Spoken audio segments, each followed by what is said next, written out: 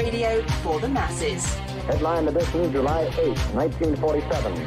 The Army Air Forces has announced that a flying disc has been found and is now in the possession of the Army. If the game is rigged, change the game. Game changer. I occasionally think how quickly our differences worldwide would vanish if we were facing an alien threat from outside this world. This is Fade to Black with your host, Jimmy Church, on the Game Changer Radio Network and KGRA, the Global Radio Alliance.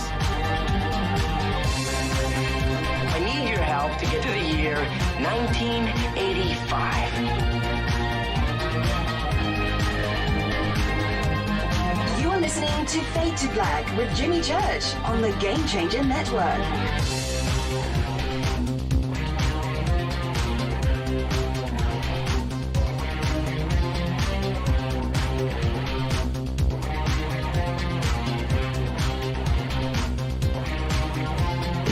Good evening. How you doing? I made it. That was close. Fade to Black. Bespoke radio for the masses. Yeah.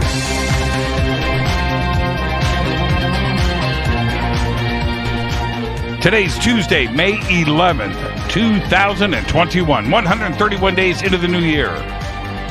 Only 234 days left. We are live from a bunker somewhere in the middle of nowhere. That's right, a total undisclosed location. But it's beautiful. How you doing? All right, I would like to welcome everybody listening all around the world, all across the United States. Hither and thither, to and fro, back and forth, up and down, east and west, north and south, far and near.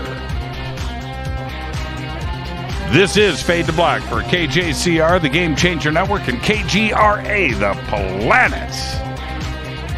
I'm your host, Jimmy Church. What is cracking, everybody? How you doing? How you doing? I'm ready. Alan Steinfeld. Alan Steinfeld is with us tonight, here for the first time. Got to be ready. I got to wear Alan's glasses. Alan's with us. I got a couple of more pair of Alan's glasses here in the studio tonight. He's here, not only for the first time, but tonight, Alan and I have been talking about doing stuff together for a very long time. We finally got around to it tonight, and we are going to announce and discuss his best-selling new book, just released, but it's already number one, Making Contact, Preparing for the New Realities of Extraterrestrial Existence. That is this evening's show. We've got a lot to talk about with Alan. And tomorrow night, another first-time guest, Nancy Tremaine, is with us. She also has her new book out. It is called Enlightened Chapters of My Life. That is tomorrow night. And then Thursday, Jacques Vallée, Paola Harris are here. Exclusive night on Fade to Black. And another announcement and conversation about their new book, Trinity, the Best Kept Secret. And that is Thursday night. No Fader night this week. No AMA this week. I know what I was talking about last week, but hey, it was UFO Friday. It was UFO Saturday. Sunday. It was UFO Monday. Here we are. It was UFO Tuesday. More on that in just a bit, but what a great week here on Fade to Black. So excited to have Alan here, finally. And, Alan and I joke around a lot, but he is a great host. When I say joke around, I steal my best material from Alan Steinfeld. I'm just telling you. Sometimes I put that on Linda Moulton Howe and Earth Files. I do. I steal. That's what artists do. They steal. And but Alan's good, man. He's a great host, and he's great at conferences. He's great at interviewing. He's great at researching. He knows a lot about a lot, and I just steal from him. So tonight I get to have Alan on the show, and I guess I'll come clean once again with everybody with Alan and thank him for giving me my best material. Okay, so that's tonight on the show. Tomorrow night's great. Thursday night, wow, what a week on the show. All right, I am fired up. Let's. I wanted to. Last night Avi Loeb was on the show, and it was a great conversation. It was pre-recorded. I get that it was pre-recorded right before, and I don't do those often. And suddenly we did it twice in a week, but that's what happens. It's not going to happen again for another 5 years, so you can relax on that. But there was a post that came in last night from Frankie Four Fingers. I know Frankie's listening right now because he asked a really great question last night and 22 hours ago. Okay, so he asked this question 2 hours from now. Yeah, I think that's what it was. And but the question was, does light fade in time? Heavy, right? Heavy. That's a great question, and I wish I would have caught that last night with Avi, but it was a pre-recorded show. So his question came in during the pre-recorded, so I wouldn't have it to chat. But the next time I get Avi Loeb on the show, I am asking him that question. Does light fade with time? Right? If we are seeing light that is 13 billion years old, does it fade in time?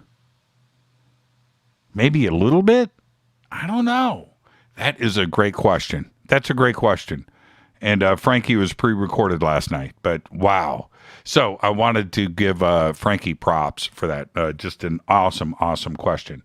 And I would love to hear from you. Does light fade with time? Does light fade with it? Fades to black. Yeah. Okay. Yeah. Let's go. IPD, you've been running that question, that joke all day long. Nobody's biting. I don't know why.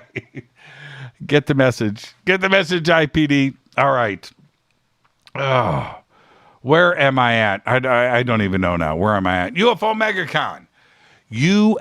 MegaCon coming up June 6th through the 12th in Laughlin, Nevada. Very excited about this. I announced last night. Now, we've got banners over at jimmychurchradio.com. Head straight over there. Click on it. Go get your tickets now. All right? Our booth, nice big double wide, is right when you walk in the vendor area, and it's right to your left. So it's right in the front. Come by and see us.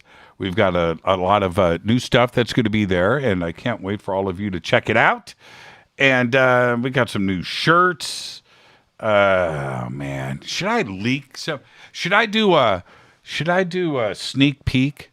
We might have some posters. Yeah. Right? Maybe 8x10s, black and white. It reminds me of I've got to do those one day just to do it. I just have to do it just because it's just such a cool thing.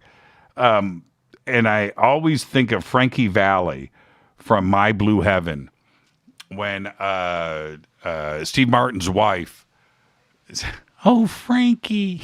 She's got her black and white of Frankie Valli autograph. So, we're going to have stickers. We're going to have lots of cool things there. So come by and see us. UFO MegaCon, June 6th through the 12th in Laughlin, Nevada. In person, live.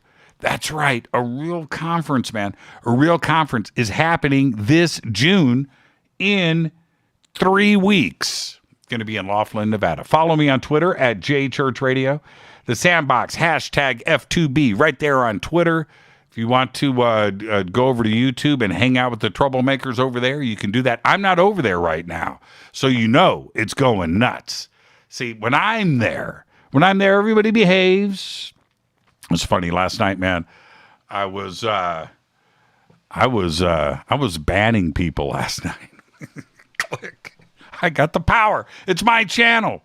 The power that you have in the YouTube chat is extraordinary. You can send people to the corner, 300 seconds. You can just bam, bam, gish, gish, gish, gish. It was awesome. I think I did it 3 times. It was pretty cool. All right. So hashtag F2B is the sandbox on Twitter, and email is jimmy@jimmychurchradio.com. All right. I'm in a good mood. Alan Steinfeld is here tonight, but there was some crazy news that kicked off this morning. I've been following it all day. Extremely sad news. And that's what's going on over in Israel right now. Tensions between Israelis and the Palestinians escalated way out of control today as Palestinian militants in Gaza fired over 500 rockets into Israel, which in turn ramped up airstrikes by the Israeli Defense Forces as unrest spread to cities and towns beyond Jerusalem. There are no signs of any de-escalation as of showtime tonight. When I saw some of the graphics that popped up earlier today in social media, in mass media, saw a graphic, map of Israel with the pins of each rocket strike in Google Maps. Like, what? I honestly thought it was fake news. I thought it was a fake graphic. And turns out it was not. And I just want things to calm down. Israel called up over 5,000 reserve troops to active duty. Looks like they're going to do a ground offensive into Gaza. And an Israeli military spokesman said it would enhance its operation in Gaza after militants in Gaza extended the range of their rocket fire. The Israeli military conducted more than 150 strikes in Gaza as of this evening. I saw a 13-story apartment building, collapse. Absolute insanity going on over there right now. Well, the Voyager spacecraft is back in the news. It has detected a persistent hum, I'm putting that in air quotes, persistent hum from beyond our solar system. NASA's Voyager 1 launched on September 5th, 1977 from Cape Canaveral, Florida, just weeks after its sister craft, Voyager 2, which launched first. But that's a whole nother story. But Voyager 1 got out there first, right? Although they were initially designed to last just 5 years, more than 43 years after they launched, they are still sending back data as they explore interstellar space. Instruments aboard Voyager 1, which has moved past the edge of the solar system, have detected the sounds of plasma waves, according to research published yesterday in the journal Nature Astronomy. Voyager 1 is the most distant human-made object in space and continues to function despite its age and a distance of over 14 billion miles. Well, Georgia, this is crazy, saw all of this coming. Georgia has joined the growing list of states declaring a state of emergency over a potential gas shortage. Earlier today, Virginia Governor Ralph Northam issued a state of emergency declaration, and North Carolina Governor Ray Cooper declared a state of emergency last night.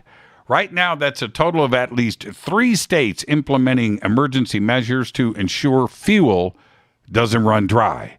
A number of gas stations along the East Coast are currently out of fuel after drivers aggressively filled up their tanks following a ransomware attack that shut down the Colonial Pipeline. Gas stations out of gas. Let's get the show cracking. Happy birthday to today, Rammstein. Rammstein drummer Christoph Schneider today is 55 years old. Let me say this about Rammstein. Music amazing, visuals amazing, videos amazing, concerts amazing, songwriting amazing. I have no idea what they're singing about. And I went and the music's just great. Visually on stage. I mean, you pay to go to a rock concert, that's what you want to see. It's like Kiss in Detroit in 1978, right? Detroit Rock City, right? And that's what you get at a Rammstein concert. I love it. And then one day, I read the words translated to English. I was like, oh, man, do I tell people I like Rammstein? Yeah, but they're good. Anyway, Christoph Schneider, today, 55 years old. Our dead guy's birthday today is Butch Trucks. Yeah, Butch. 1947 to 2014. It was a sad day. In 2017, died at the age of 69.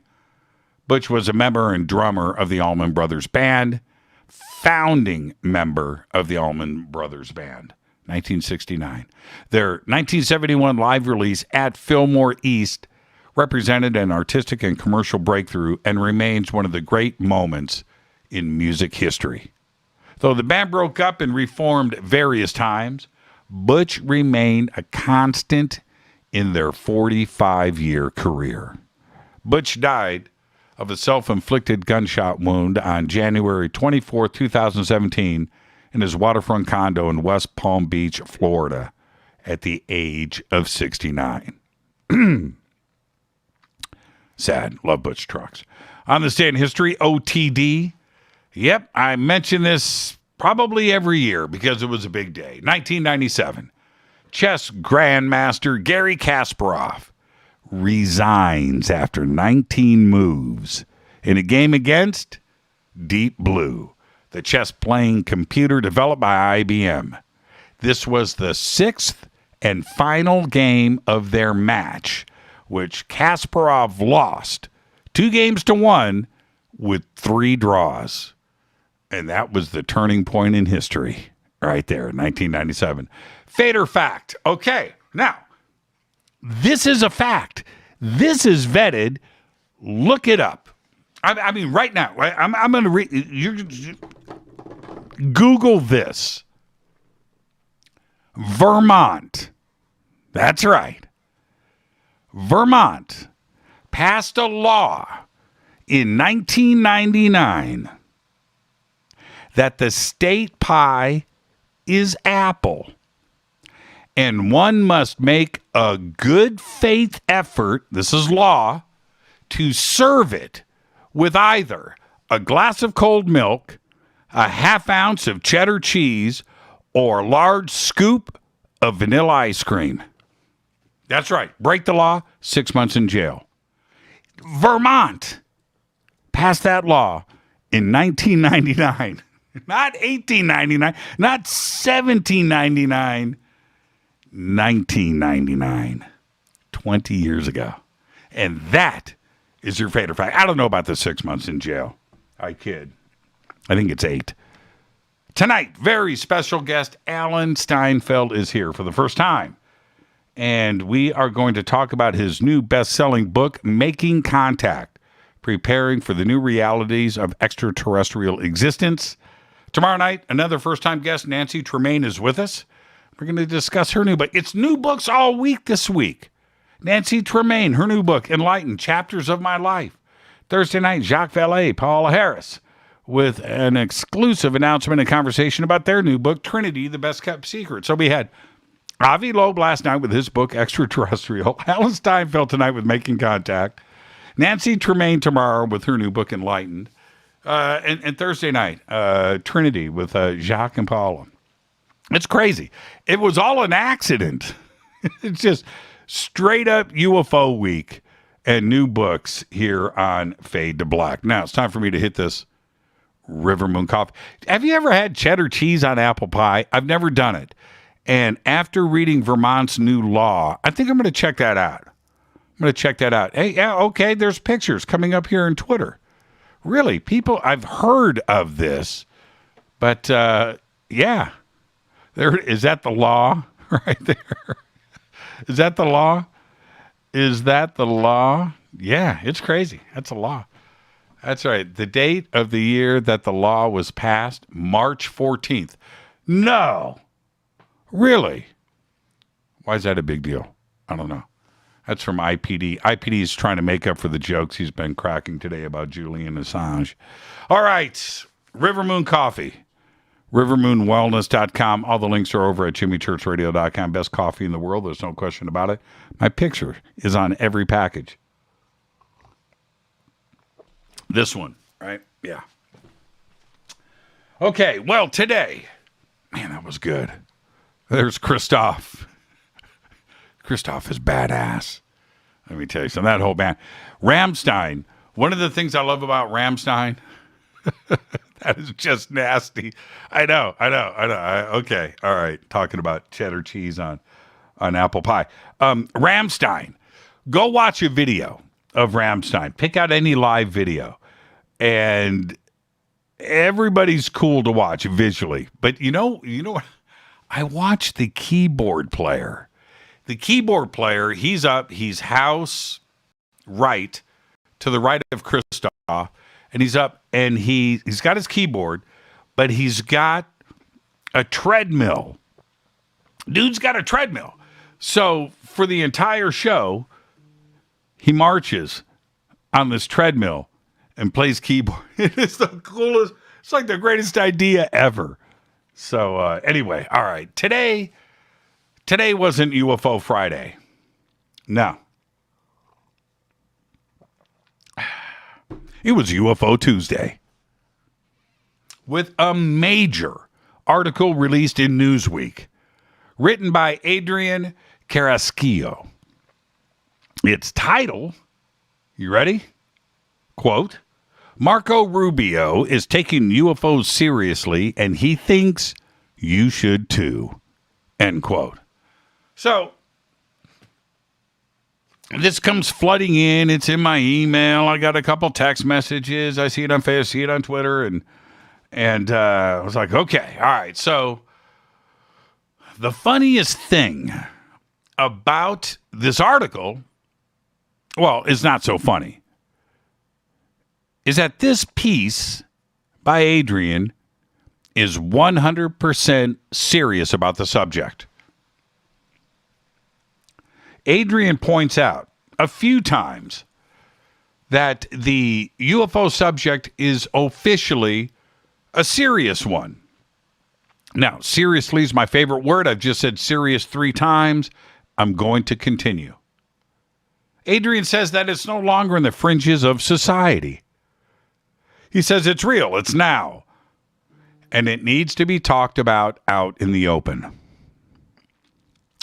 Out of all of the press in recent years, this is one of the best, if not the first, article that I have read that is actually worth reading. And I don't say this often, and all of you know this. Everything that has been put out since December of 2017, I've been able to poke holes in. All right? At some point, in the mass media and the press, I've laughed out loud. I've even gotten angry. I've always found a way to just dismiss it, to ignore it. I have posted this article today by Adrian, Newsweek, throughout social media, and I want you to please take the time to go and chase it down. Let me know what you think.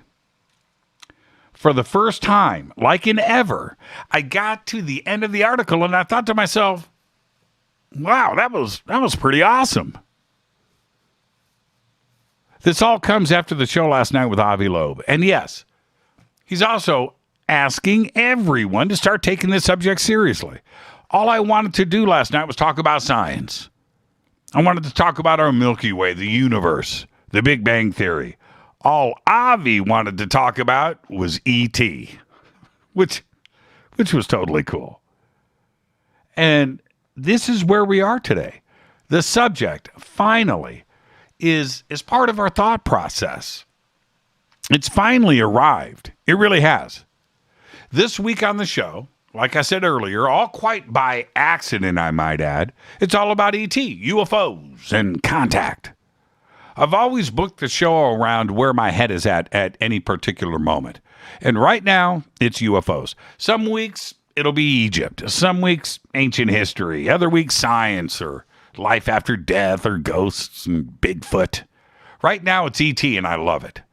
Tonight, we have Alan Steinfeld on with us. And his new book, Making Contact, Preparing for the New Realities of Extraterrestrial Existence, was just released, and it's a bestseller on Amazon.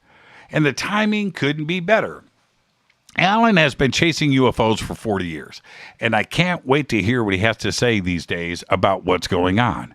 And tomorrow night, Nancy Tremaine is with us, and her life of contact is an extraordinary story, and her new book is amazing. And then on Thursday, we have Jacques and we have Paola here, and they're going to announce their new book, Trinity. And it's about a UFO crash, retrieval, and cover-up that happened back in 1945, a full 2 years before Roswell. Now, I know that all of us have felt the buildup over the last 4 years. Crescendo. And things seem like they might be coming to a head. With everything that is currently going on, I've almost forgotten about that other thing. The UAP Task Force report. Remember that? I've almost forgotten about it. That's how great it is right now. You remember? It's due next month. The Senate Intelligence Committee. Remember all of that stuff? Seriously. Last week, we had SpaceX with the SN-15 launch and land. Last week, Blue Origin is blasting space tourists this July. That was announced. We have a new historic case to research and discover from 1945.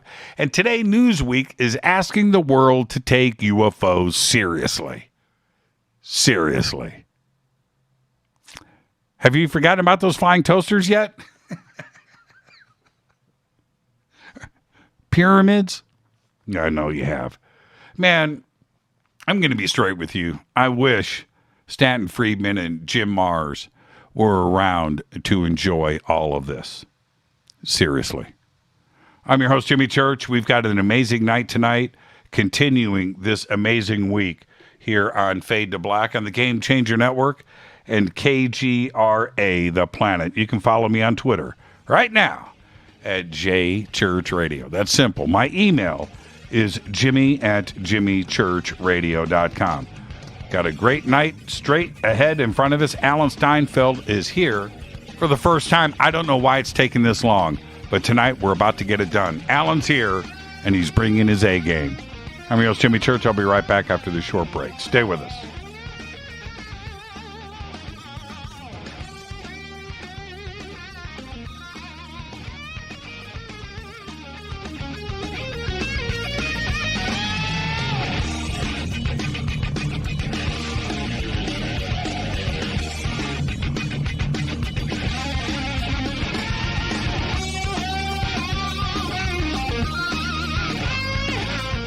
This is Nicole Church, daughter of you-know-who, and you're listening to Fade to Black on JimmyChurchRadio.com and the Game Changer Network.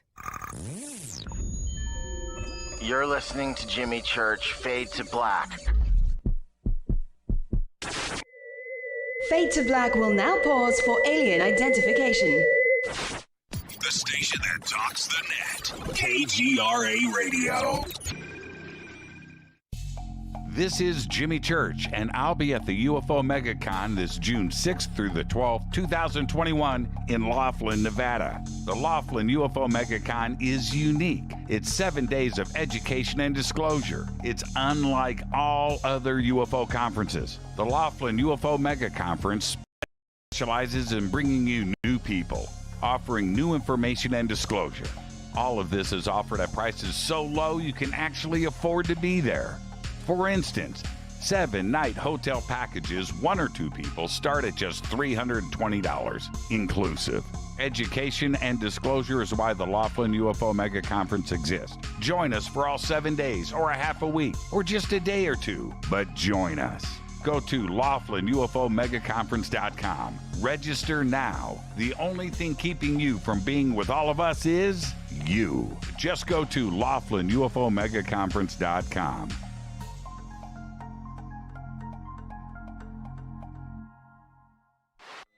Introducing the Game Changer blend from River Moon Coffee that delivers a customized blend made specifically for the Fadernauts. If the game is rigged, change the game. It's a bolder cup with some bite. Game Changer is the coffee of choice for those that prefer an organic dark roast that is slightly lighter and milder, but it's still dark. With wild notes of pecans and chocolate with a rich, balanced, full-bodied cup that is roasted to perfection for a great coffee to start your day, as an after-dinner coffee or anywhere in between. Artisan, small batch roasted to perfection. USDA certified organic, all River Moon coffee is freshly roasted and packaged in the USA. Just go to rivermooncoffee.com or click on the banners over on our site and use the promo code F2BBLEND for 15% off of your order today. rivermooncoffee.com. This is the only way forward. This is Fade to Black. Make contact. KGRAradio.com. This is Jimmy Church of Fade to Black, and you can get our podcast for just $2 per month. All you have to do is click on the podcast banner over at jimmychurchradio.com. Hi, folks.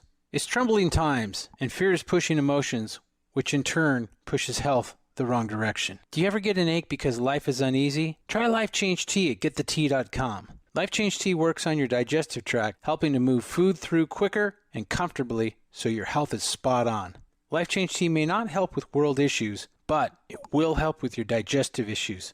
A glass a day helps keep the intruders away. So, change your life today. Log on to getthetea.com. That's getthetea.com. If your health game is off, get on by ordering Life Change Tea. Getthetea.com. And while you're on our site, look around at the great non-GMO organic supplements. And if you're a sales shopper, go to our specials page and see what's for you. I've been drinking the tea for 12 years and I'm sure glad for its health benefits. Again, that's getthetea.com. Getthetea.com. The tea that makes you go. Fadernauts, when you think about the future of our country and where we're headed, do you wonder about the food supply? I do. Disruptions in the food supply chain could be disastrous, and they usually occur with little warning.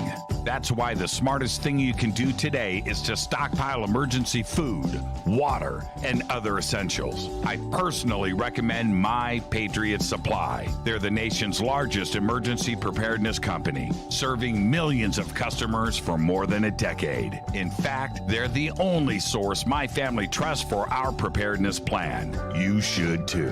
Right now, save 20% off a full 4-week supply of delicious meals that provide 2,000 calories a day. Saving 20% helps too, doesn't it? Especially now. So go to preparewithjimmy.com and get ready.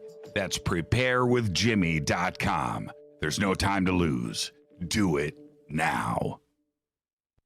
9 out of 10 geneticists agree. Fade to Black is not your father's radio show on the Game Changer Radio Network and KGRA, the planet. Hi, this is Rob Reiner from Anvil, and you're listening to JimmyChurchRadio.com. What's up? I'm Chris. What up? This is Kyle Massey, and you're listening to Jimmy Church Radio.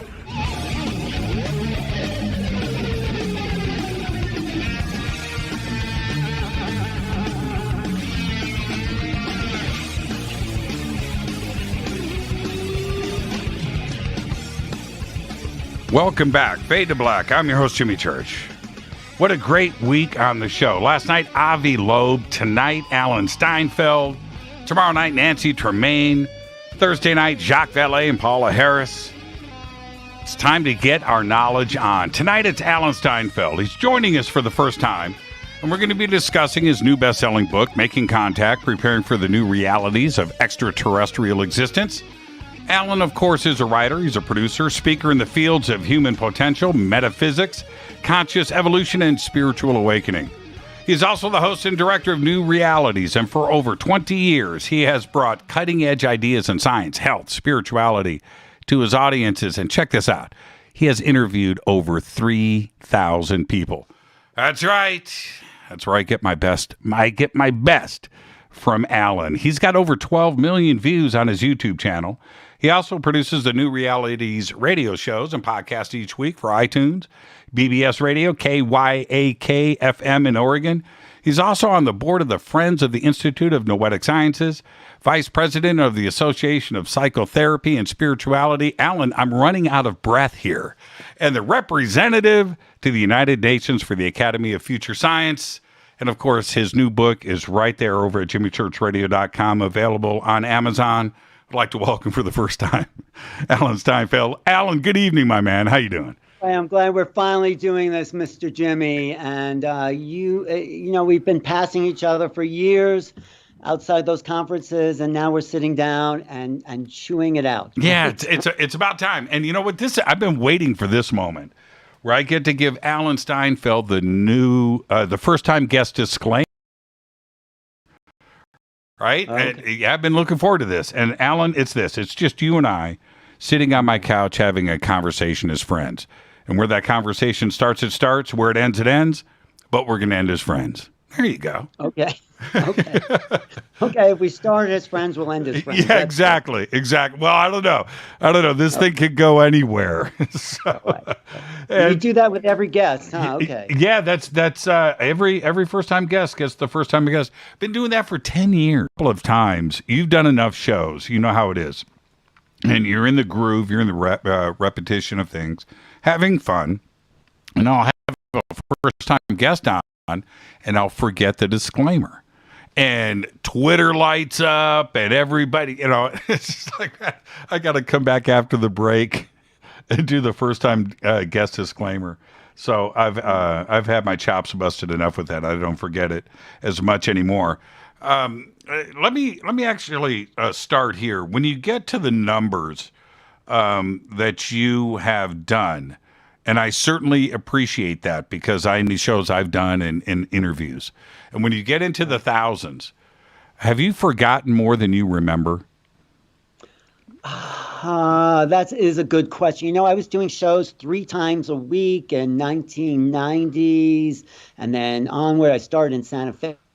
I forget every single person I talked to. I don't necessarily remember what we talked about, but I search out people who can feed me and give me more knowledge. And so it just adds on top of a big pile of knowledge. I don't know where that gets me, but I try to remember most of it. So thanks. Well, yeah, I know that you've had people come up to you and say, yeah, we did a great show together. And you have to go, we did? Right? Oh, we just lost connection with Alan. Okay, Alan, your connection just dropped out. Oh, it is gone. It did? How's that? You hear me now? Oh, man. No. Yeah, we dropped. Hey, Jimmy. Okay. Wait, do you hear me? Yes, I do. Do you hear me, Jimmy? Oh, no. Did I really drop, or is that one of the Jimmy Church tricks? No, that was not a Jimmy Church trick. That was a real one.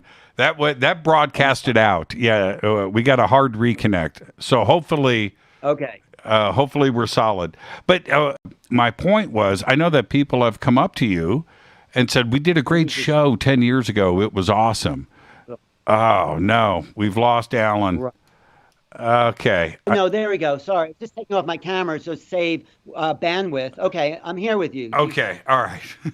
Reset. Sorry, Jimmy. I don't mean... Okay. Okay. Yeah, turn your camera off. Yeah, we're skipping. We're skipping out. Okay, you better now. I'll find out. Jimmy, wait. Okay, let's try this. How is that? Okay. That's good for me. You see me? Is that good for you? Well, I hope so. Jimmy. Can you hear me, Alan? I'm going to have to... Okay. I hear you. You hear me? Okay. I'm going to reset this, everybody. Everything was fine in sound check. Everything was awesome in sound check. So let me redial, and let's see if we can make this happen. Everything was fine. Everything was great. Everything was awesome. And we just lost out on everything. Right now. This is live radio. This is live. See, this isn't a pre-record. Okay, Alan, let's try this again. All right. Let me get a connection going. Alan, remember, we're live on the air right now. I know. How embarrassing for all our friends out there. Okay. Okay, you hear me good now? I'm going to shut off my camera. Let's go. Okay. Okay, let's do it. Now you're good. All right, good. Let's keep going at this rate. Okay.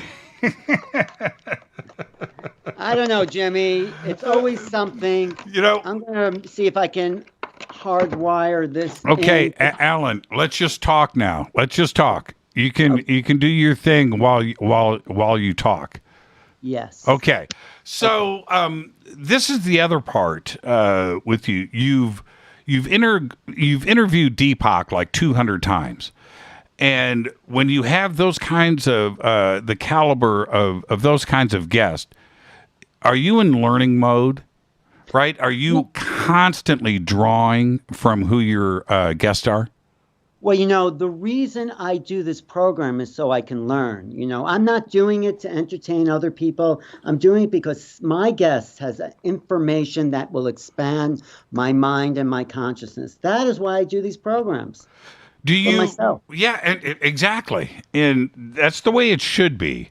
And do you go through phases? Right? Do you go through an awakening phase and your guests are like that? Or do you go through ancient history and do weeks of that and UFOs and ET and contact? Do you find yourself with your research going through phases?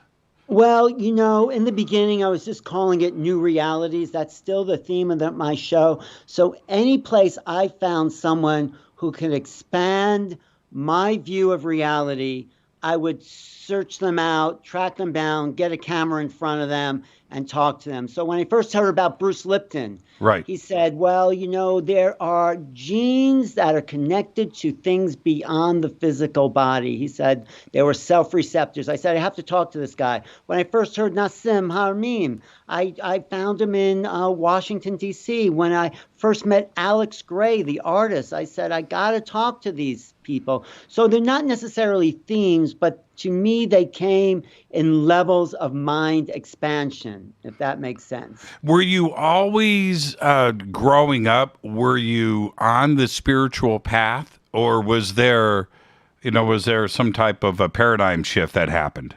Well, that's a really good question. Absolutely.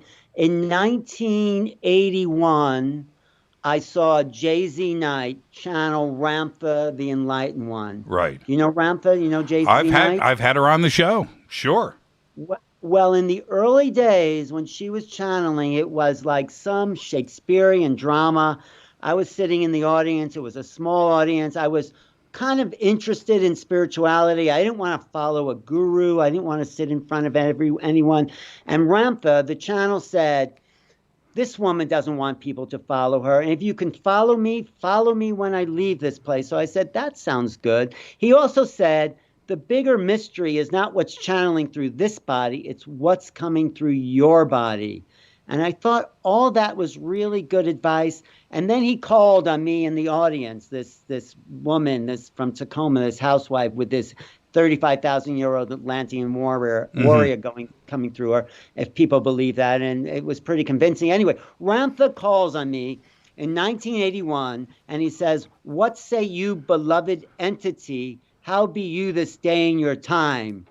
And I have to tell you, the world has shifted. It's like I was high, or there was a distortion in the field. I started to felt like I was coming out of my body. It's like I knew there was a bigger picture of reality in that moment. And that was the beginning of a spiritual awakening. From there, I started to look at UFOs, everything that was beyond the normal reality, which I always suspected was there. But in that moment, I had an experience of the higher world. Now, so was it Ramtha that did it, or was that just the catalyst? I think there was a frequency that I was suddenly open to, and it is all about frequency. And when your frequency changes, other levels of reality start to unfold. So I just happened to be there. I think Ramtha was a catalyst for accessing a higher mind. And it sort of stayed with me. That kicked off a journey I am still on. And all those thousands of people I've talked to are all about, tell me more. Are we more than our bodies? Is there these other realities? Do aliens exist? What is it all about? This has been my lifelong quest to understand the big questions, because really, why else are we here?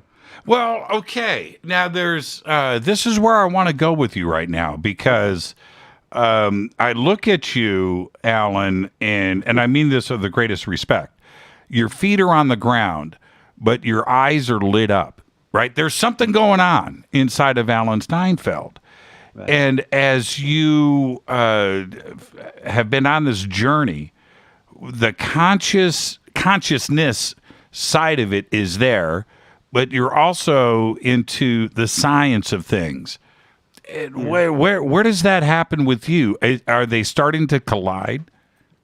Of course, quantum physics is the key. And actually at Contact in the Desert, I am doing a lecture called UFOs, Quantum Physics, and Consciousness. Quantum physics is the science of consciousness. It's the science of the observer. Thoughts are things. So we need to incorporate a greater science if we're going to go and understand the phenomena that is of major concern for me and you. There's something else happening here that doesn't fit Newtonian mechanistic physics. Entropy is only for closed systems. There is something like a multidimensional aspect to our consciousness. I know this because when I teach remote viewing, half the class or more gets to be non-local. They can see the remote viewing target. If I just give them a number, they can see it. There's something happening right now on planet Earth that is shifting our vibration and opening up our brains to more awareness. Now, of course, this was discussed quite openly in 1970. Right? Mm-hmm. Okay, that's it. We're awake. This is the spiritual movement. This is the consciousness movement. This is the awakened community. We're here. That was 50 years ago, right? And I feel today at the age of 58 that is exactly what is going on. But I think that this time it really is going on, Alan. Well, it takes hundreds of years for a worldview to shift. Sure. And, we'll talk about my book later, but John Mack talks about this, that worldviews happen as new anomalies come into perspective. So it's going to take a couple of hundred years, maybe the 70s or the 60s or the age of Aquarius, whatever you want to call it, was just the igniting of a spark. And that spark takes a long time to fuel. But, everyone's now talking about health food, and massage was taboo 50 years ago. And there's so much. And UFOs, we'll get into that. But UFOs are mainstream topics on the front page news. If anything's new age, it's that, because it is about changing our view of reality. And this is also what we've just been through the last year and a half. The whole COVID emergency quarantine has been about a fundamental shift in reality. And this has been a preparation for what's coming, I think. I don't want to wait. I don't want to wait a couple hundred years. All right. No. Well, it's up. Hey, Jimmy, you are doing your part right now, turning those faders on to what they would never find anywhere else. So you're not waiting. You're in the mix, Jimmy. Yeah, I feel it. But do you know what I also hear from the faders? What? Dude, if I don't get to 5D this year, I'm out. Right? Well, it doesn't happen that way.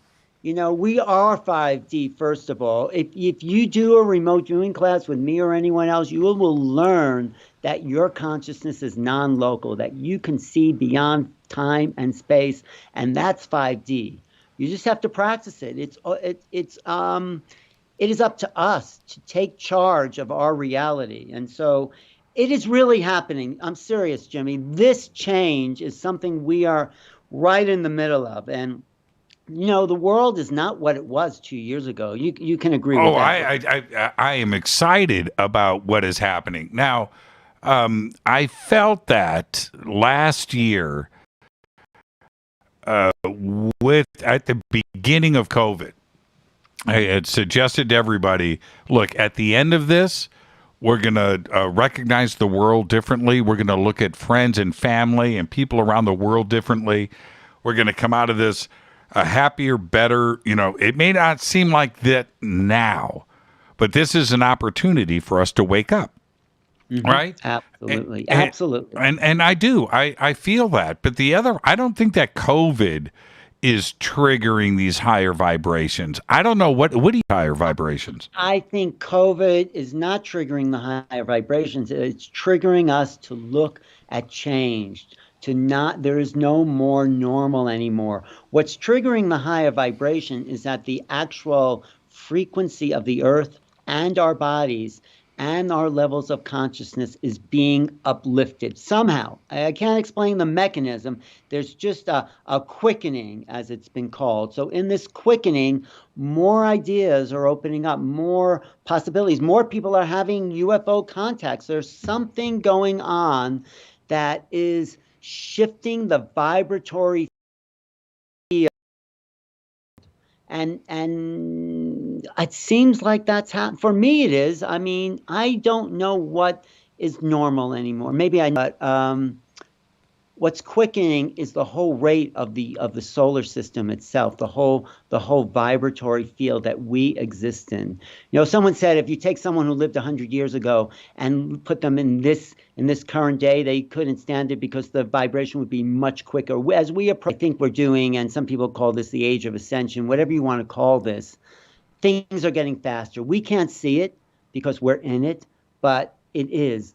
Everything is speeding up, including our cellular structures, the vibrations of our cellular structures. That's my guess. Yeah, I would agree with that. And there's another part when you say speeding up. Even those that don't know what is going on around them, about consciousness, or they're just on a 9 to 5 schedule and nothing is special, right? I get that, but their lives are speeding up. Our lives are speeding up. It's social media. It's the media. It's life. It's GPS. It's cell phones. It's iPads. Everything around us now is connected, and it's information 24/7. A smart house, smart refrigerator, smart toothbrush, right? Everything is now. And I know, but that's also in the way a little bit. It's speeding up, but in order to really feel what I'm saying, you have to disconnect. Yes. Take a day off from social media and everything, including you, Jimmy, you and Rita. Take a day off. Just sit in the woods. I'm in Sedona here. Go climb a mountain somewhere and just be with the vibration of the earth, because that is really where it's happening. That's what grounds it into the real world, the connection to nature. That's what we all have to do. Or meditate, or go within. The further you go within, the more you can go outside. There's an infinite well. Yeah, go ahead. You don't have a giant pyramid over your bed, do you? That was a phase. So you talked about phases. The crystals were a phase. I mean, right. People are still into that. The pyramids, the past life stuff. I mean, people are still into this, but we as a collective are moving. We're moving to something new, and we are moving to the 180 days revelation that's happening in June. No matter what that is, we are all kind of on the edge of our seats waiting for a revelation. I read that Marco Rubio article. He doesn't know what's going on, or maybe he knows a little bit more than he's saying. Nobody knows, but that's also part of this acceleration, that these beings, whoever they are out there, we're having more sightings of them. They're visiting us more. People are having internal intuitive contact. Something's happening with the external reality that's going to pop us into some new revelation, and nobody knows what it is, but we can almost feel it. Can't you, Jimmy? I do. And when we come back after the break, I want to talk about your new book. And the question that I want to ask before the break is, Alan, why now? I mean, the timing of the book couldn't be better, right? Exactly. It's a perfect launch. But why decide to write this book now? Okay, we'll talk about it. No, that's the question. You want to talk about it now? Yeah, we have 2 minutes. It's called a setup. You've been hosting radio for 20 years. I just set you up before the break. And you didn't catch. I was an underhand softball pitch. Thank you for that pass over. Okay, I caught that one finally after fumbling a few times. Okay, why now? Because it is time. There's a crack in government. The ETs, I think, if you want to know, have put pressure on the U.S. government and say, you better tell them or we're going to show up unexpectedly. So the subtitle of my book is Preparations for the New Realities of Extraterrestrial Existence. I suspected something was going on. I went to St. Martin's and I said, I have this idea for a book, and we kind of negotiated what that would be. I had an idea for a slightly different. My editor said, no, let's get everyone there who you know, and I know them pretty well, like you, Jimmy, we're on the inside there, and get them to say what is making contact to them. So it's just a synchronicity that this book came out exactly when the government was opening up and UFOs were arriving and people having this internal contact. I mean, we're all doing our mission on a higher level. We don't know why we're doing it. You don't know why you're doing this program. Of course, you love it, but really why you're doing this is for a much higher reason than I think we all suspect. One of the things that I enjoyed about the book, and it's a great read, and the links, everybody, it's over at jimmychurchradio.com. Head straight to Amazon and pick up your copy, is that it's a collection of essays. You've written one yourself, and then there's 10 other essays that are there. We'll discuss who those writers are and authors are. Say by our favorite people, though, right? Right, but each take is different, and it was such an interesting read. It's too easy, I think, for all of us to extrapolate the basics and discuss it. That's not what happens in this book. Everybody's take is a personal one, and it's just a great read. Well, I wanted to make it very readable. And you know what? After interviewing people and you talking to everyone, no one has the whole truth. No one sees the whole elephant. I want the reader to take all these pieces, put it together, and make their own conclusion about the phenomena, because it is still enigmatic. It's still a mystery. But if we put these puzzle pieces together, perhaps we can start to see a structure of what this thing is really about. And that was my idea in formulating it. And people are saying they're creating their own idea about the phenomena and what that means to them. So it's very exciting to hear responses like yours and say, this is exactly what I intended, because as you know, the government doesn't know, the politicians don't know, the scientists don't know, even the contactees have their own version. But yet, let's put all this together and make a soup and see what that tastes like. Let's take our break right here. Our guest tonight, Alan Steinfeld. Alan, I often say, if anybody says to you, I know what's going on with ET, I say run. Right? Exactly. Our guest tonight, Alan Steinfeld. I'm your host, Jimmy Church. This is Fade to Black. Stay with us. We'll be right back after this short break.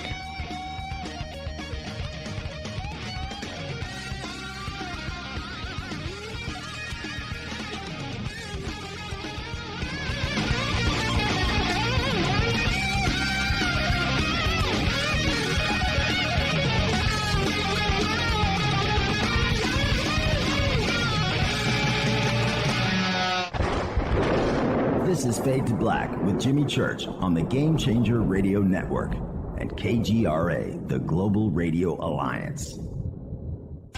This is KGRA Digital Broadcasting Station, Salt Lake City, Utah, Van Buren, Arkansas. This is Billy Carson with ForbiddenKnowledge.tv. Forbidden Knowledge TV has just reached its 1-year anniversary. That's right, 1 year. And as a show of appreciation, we are giving all new subscribers a free 30-day trial of ForbiddenKnowledge.tv. That's 30 days to binge watch thousands of movies, documentaries, conferences, workshops, lectures, yoga classes, meditation courses, and so much more. So log on to ForbiddenKnowledge.tv from your computer or mobile device, or get the Forbidden Knowledge TV app on Apple TV, Roku, Amazon, iTunes, or Google Play today, and use coupon code 30days free That's coupon code 30 days free on forbiddenknowledge.tv today. Listen, I know, and you know, that you've always wanted your first crystal skull. Or maybe you're a collector just like me, but you just don't know where to go to find the real thing. Then I met Carolyn Ford over at EinsteinTheCrystalSkull.com. Carolyn is the guardian of Einstein, one of the most respected ancient crystal skulls in the world. All of her unique skulls have been imprinted sitting with Einstein in his sacred lodge and are carved from the finest gemstone and materials. Imprinting is the process of receiving the ancient wisdom from the master skull or master computer, Einstein, the ancient crystal skull. To see Carolyn's current collection of crystal skulls, just visit her store at EinsteinTheCrystalSkull.com or click on the banner over on our site. Don't forget to use the promo code Jimmy at checkout to receive 10% off of your order today. That's promo code Jimmy. Finding your first or next crystal skull is easy. Just visit EinsteinTheCrystalSkull.com. When you take the beans from Central America with dashes of Indonesian and African mixed in and then roasted to the dark side of fade to black, you create the ultimate brew of fringe. Introducing the Fade to Black blend from Rivermoon Coffee. Yes, Rivermoon's darkest customized roast was created for the love of Fade to Black. The alchemy of masterful roasting and smoking the beans is in every sip of this full-bodied, dark Java. I need my coffee dark, deep, with distinct bittersweet chocolate highlights, just like the bunker. Leaning further into the darkness of the roast is Fade to Black blend from Rivermoon Coffee. Just click on the banner at jimmychurchradio.com and use the promo code F2BBLEND for 15% off of your order today. Hello, I'm Katie, and you're listening to my main man, Jimmy Church, on jimmychurchradio.com. Hi, this is Ray Hobbs here, repping the planet, and you're listening to my good friend, Jimmy Church, Fade to Black, on the Game Changer Network and the KGRA Digital Broadcast Station. This is Toby Kebbell. You're listening to JimmyChurchRadio.com. Don't hurt me, Jimmy. I'm only little. Hey, I'm Adrian Grenier. And this is Ari Gold. We're the Honey Brothers. We are of the Honey Brothers. Hey, I'm Adrian Grenier. And I'm Ari Gold. We're the Honey Brothers. And you're listening to Jimmy Church. The Revolution. This is Jimmy Church of Fade to Black, and you can become an official Fadernaut by just going to our membership section at jimmychurchradio.com. Hello, this is Serena Wright Taylor from Conscious Life Expo, and you're listening to Fade to Black with Jimmy Church, who holds the Lucky Pony record for the best astrological chart since 1963. True story. This is Micah Hanks of the Gralien Report, and you're listening to Jimmy Church on Fade to Black, across the globe on the Game Changer Radio Network and the one and only KGRA Radio, The Planet.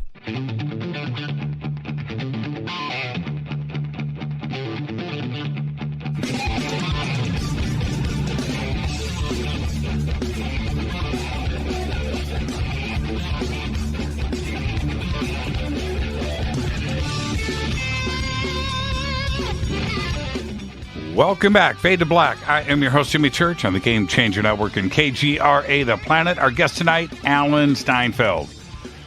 Now, his new book is out, and the links for it are over at jimmychurchradio.com. You can click right there. It's Making Contact, Preparing for the New Realities of Extraterrestrial Existence. And, Alan, what I want to talk about is how you thought through this book, because it is a series of essays.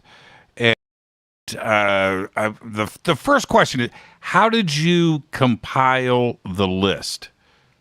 Well, I talked to some of our best friends, but I wanted to make it like a baseball lineup. You know, a lineup. You get the first batter kind of hits it off, and then the others, and then you get the heavy hitters, and then you get the cleanup. That was sort of the structure of how I wanted to put this out. So I start with what I call the investigators, people just looking at the external part of the phenomena, the nuts and bolts, and the government cover-up. So the perfect person for that is Nick Pope. He's an insider in the UK. He doesn't talk about consciousness. He doesn't talk about any of that. He just says, and he actually starts off with saying, I'm the villain in this book. I'm going to tell you why the government keeps its secrets. So I thought that was the great way to kind of kick off the volume, because we want to know, why are we not hearing the truth? And Nick goes through that and says, because there's technology secrets, there's enemy spies, there's all the stuff we think about. But he also says he has hope that there will be a disclosure, and he really thinks that our evolution is going to the stars. So Nick makes a little bit of a breakthrough. So from Nick, I go to Grant Cameron, who's looked at all the U.S. presidents and the relationship to the phenomenon. But Grant starts to go a little more internally, where he says he realized it was not about the ships. It was about how it affected us personally. So we go from the exoteric to the esoteric, to the internal. Then I pick up with JJ and Desiree Hurtak, who talk about the higher beings that may be here, the interdimensional beings. That goes a little far out, but they really are grounded in science too. And then, of course, our favorite, Linda Moulton Howe, is there talking about her personal experiences as a child and wondering about nature and wondering about the moon being hollow, and then her journey into cattle mutilations and her wake up that, yes, these are not being done from anyone on this planet. And then the whistleblowers that have come to Linda talking about what they know, the 3 competing extraterrestrial races. I'm sure you've talked to her about this. So she gets deeper into the phenomena. And then a real coup for this book is an unpublished essay by John Mack. Now stop right there. I was waiting for you to get to this point. Stop right there, Alan. That's a good get. How did you pull that off? Now everybody here is alive, by the way, right? Right. and I was surprised and happy, of course, to see John Mack included in this book. But then we have an unpublished essay.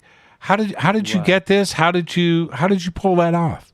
Well, first of all, I want to say, even though this essay, it was really a talk that was turned into an essay, but even though it's been about 20 years since John Mack was around, what he talks about in this essay is just as relevant as what anyone says just now in that whole book. So I knew John. We would go out, with a bunch of people to dinner when he came to New York, and he talked to the Institute of Noetic Sciences or gave a lecture. I videotaped him a couple of times. I videotaped him at the Wilhelm Reich conference in New York, and I interviewed him, I think once. But we would hang out. He was friends. He knew me. I mean, not great friends, because a lot of people knew him, but I knew his archivists. And, of course, it was an incredible loss for our industry, if we want to call it, for our subculture. So I talked to Will, who ran the archives, and I came across I talked John gave that's on that archive from 1995. I said to him first, the archivist, I'd like to transcribe this, and he said, well, John had already made that into an essay, and it wasn't published. Maybe a little piece of it was published in MUFON, but I took that whole thing and fit it right into the perfect position to talk about worldviews. And John was really on top of what we need to do now in order to accept the phenomena. He says, what we need are other ways of knowing. We cannot know this phenomena with our mechanistic, logical mind. We have to tap into a right brain awareness, a holistic awareness, an apprehension versus comprehension, if you can understand what that means. So John has worked with abductees, and the end of that essay, he goes into a deep conversation he had with one of his abductees who no longer was an abductee. After working with John, she saw that there was a level of love and consciousness that these beings were really trying to share with us, even though it was initially traumatic. And so I just knew how to get to John's archivist and got okay by his son, Danny, who's in charge of his estate. And it was just that was really the cleanup, like, the heavy hitter right there in the middle of the lineup. Right. That was it. Yeah. John and Linda and boom, Whitley, Well, the John Mack section of the book, I'm reading it, and I know it's John. I know it's his words. Yeah. And that could have been typed this morning. Exactly. That's how much of a visionary John was, how much ahead of his time in understanding this phenomena. He really brought the nuts and bolts into the terms of consciousness and subjective reality. That's his gift to our people. It was just an amazing read. Mm-hmm. Now, you just mentioned, okay. So Whitley's contribution to the book, again, I've read the book twice. Okay. Oh, you did? Thank you. Yeah, absolutely. Well, that's because you kept calling me. Did you finish it? Did you finish it? I'm reading, man. But Whitley, you've got a few quotes in the book from Whitley too, as well, that you set up really nicely. But Whitley again, just amazing. Well, I put Whitley also. I do quote Whitley in the introduction because Whitley is, I think, the most lucid contactee, abductee we have still with us on the planet, and he is going strong. He's had more awake experience. Lots of people have contact with these beings, but they're, like me, in a dream state. Whitley's done the inner work. He's practiced a level of lucid awareness. And I think this is really what we need in understanding and meeting these beings. So Whitley, because of sensing exercises in the Gurdjieff work, he feels he was able to attract these beings to him because he admitted a sort of light essence in this meditation. So I think Whitley is leading the way, and I thank the leaders in this field. In the beginning, I acknowledge the giants whose shoulders we stood on, me and you, Jimmy, to see further into this reality. Bud Hopkins, who I knew, Whitley, John Mack, and Linda Moulton Howe. These are the Michael Jordans of our league. That's why I love to say that about them. Yeah, no, it's really true. It's really true. And now there was for me a right-hand turn in the book. And so, and I'm talking about Daryl Anka.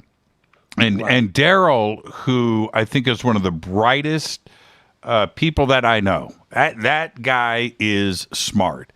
And what he has been doing with Bashar, and I've been able to hang out with him quite a bit and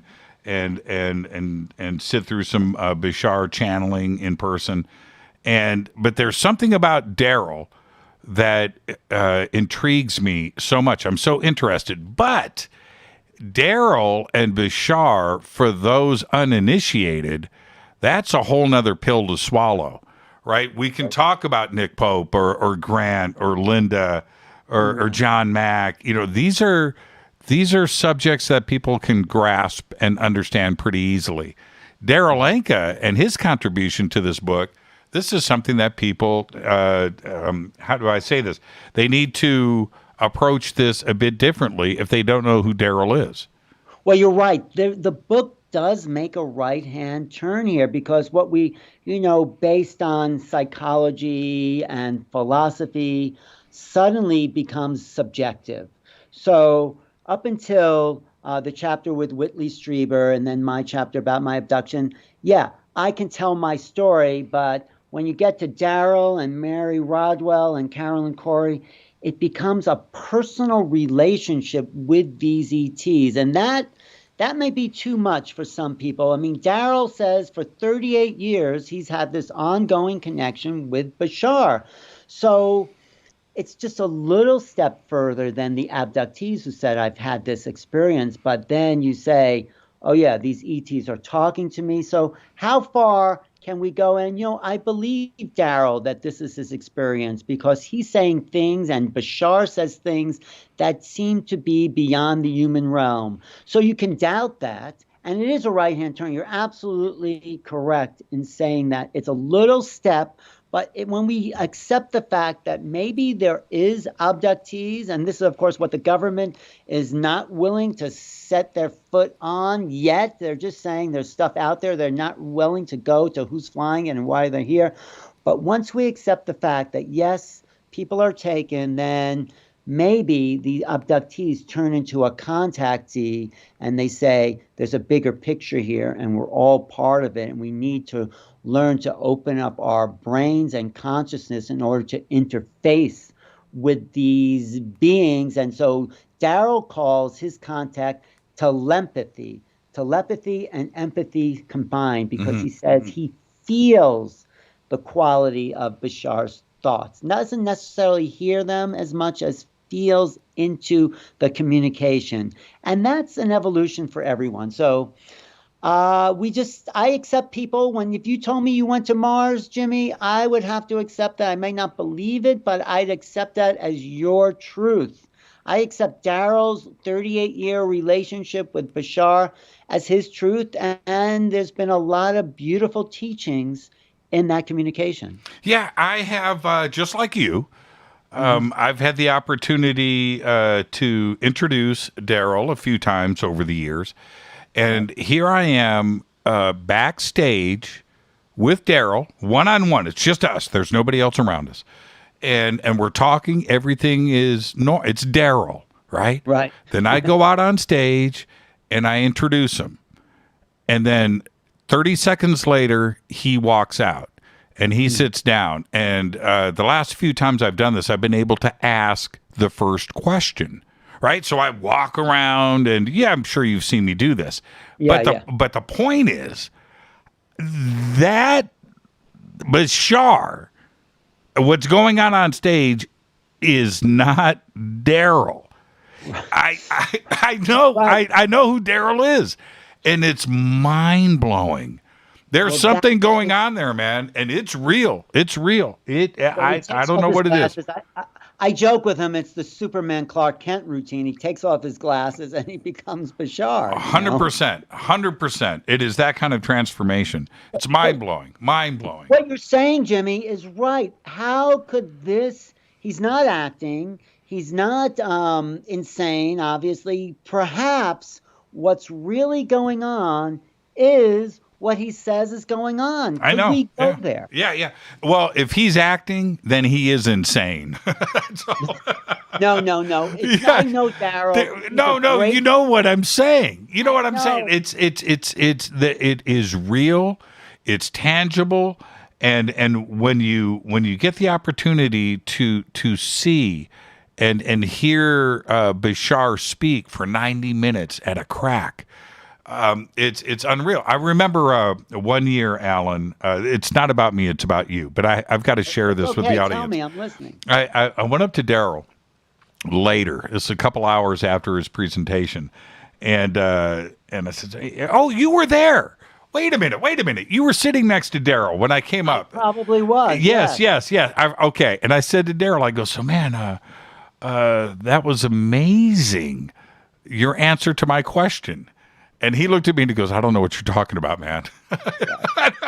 He is such a deep channel that Daryl, who he is as a personality, disappears. If you ever saw the movie First Contact that Daryl produced, he said when he actually tried to meet Bashar, he felt like his whole essence of sense of self was dissolving. And actually, when I was interviewing Bashar, first I interviewed Daryl, and right there on camera he turns into Bashar. I said, "Hey Bashar, I feel the energy coming off your body. It feels really good. Can you increase that vibration?" He goes, "No, this will blow out the body." So I felt it palpably, what was going on within the quickening of frequency. And if you stand close to Daryl when he's channeling, you're going to feel it too, Jimmy. There's something going on there. It's real. It's tangible, man. It's tangible. Well, and the big thing, it's useful. The biggest thing Bashar says is follow your excitement. Do what you love. This is the spiritual teaching of all time. This is why we incarnated, to do what we love to do and give back to the quality of life. Now the other right-hand turn. No, here's a left-hand turn that you take in the book, and that is, of course, with Caroline Corey.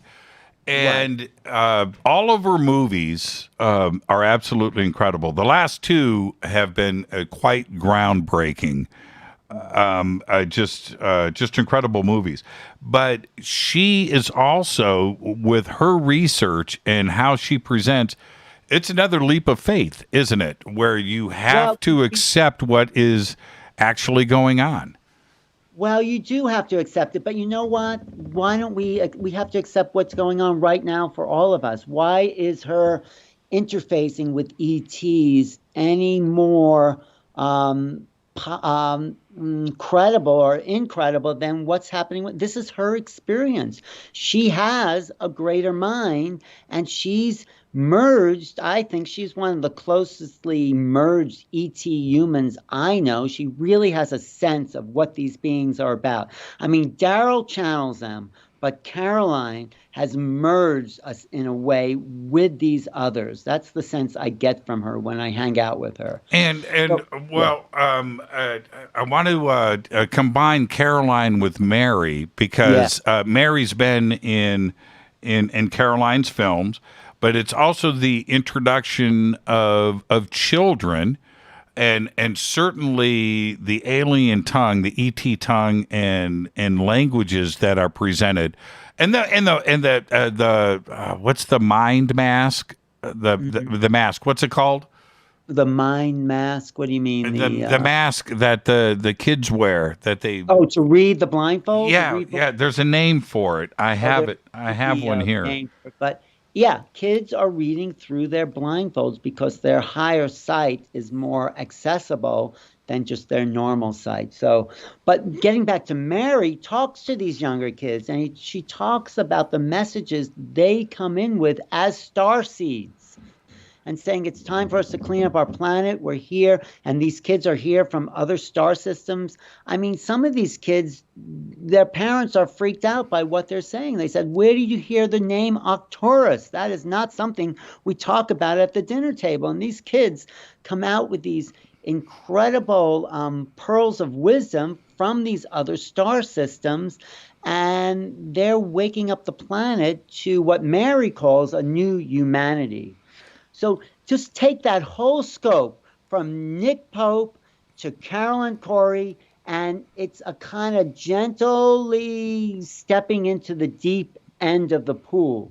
Or like, you know, the frogs that don't know that the water is being turned up when it starts to boil. That's where I take the reader on this journey, on this narrative from the external to the deepest minds of those connected with the ETs. Now, how do you connect the dots between like Travis Walton and because we can understand what you know, okay, all right, we can grasp, you know, what Travis is about, but a starseed, a starseed who is obviously smarter than you and I, Alan, combined, right?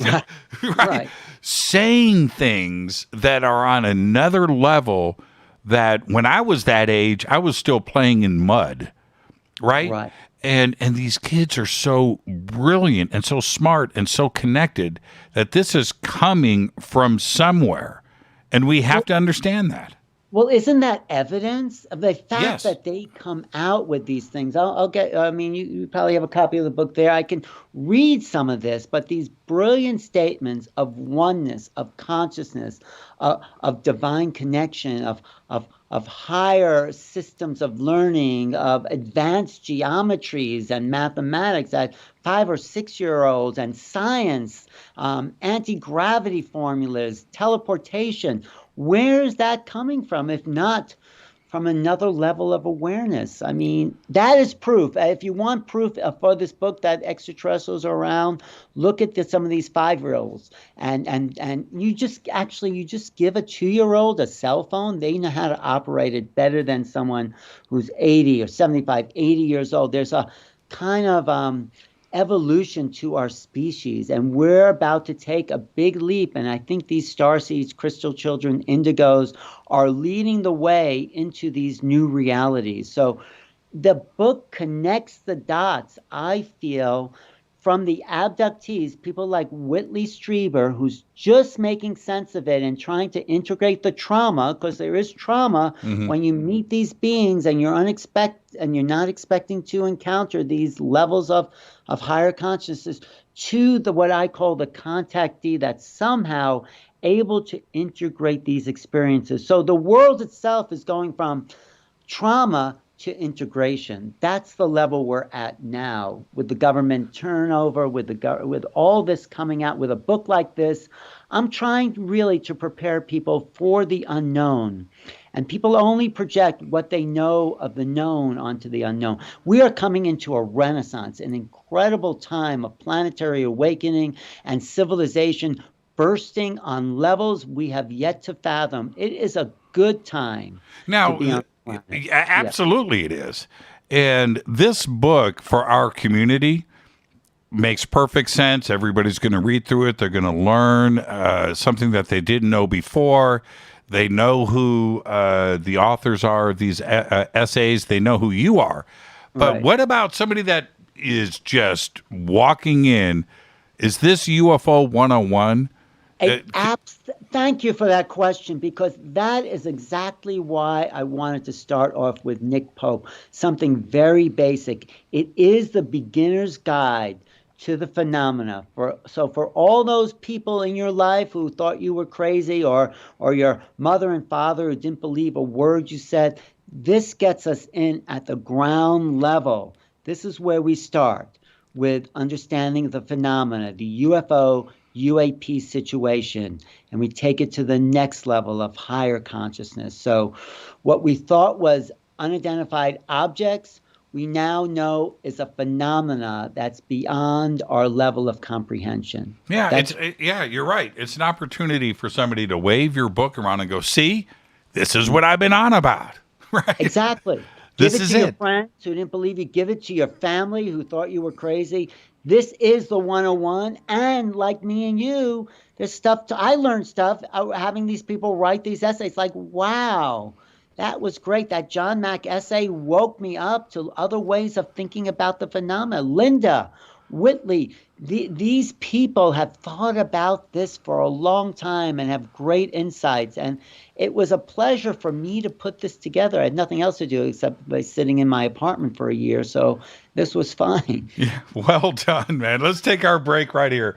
This is Fade to Black. I'm your host, Jimmy Church. Our guest tonight, Alan Steinfeld. When we come back after the break, we're going to talk about Alan. That's right. This is Fade to Black. I'm your host, Jimmy Church. Stay with us. We'll be right back.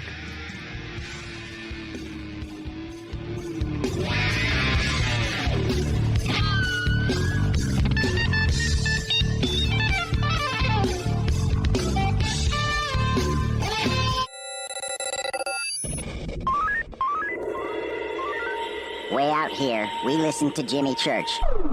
You're listening to Fade to Black.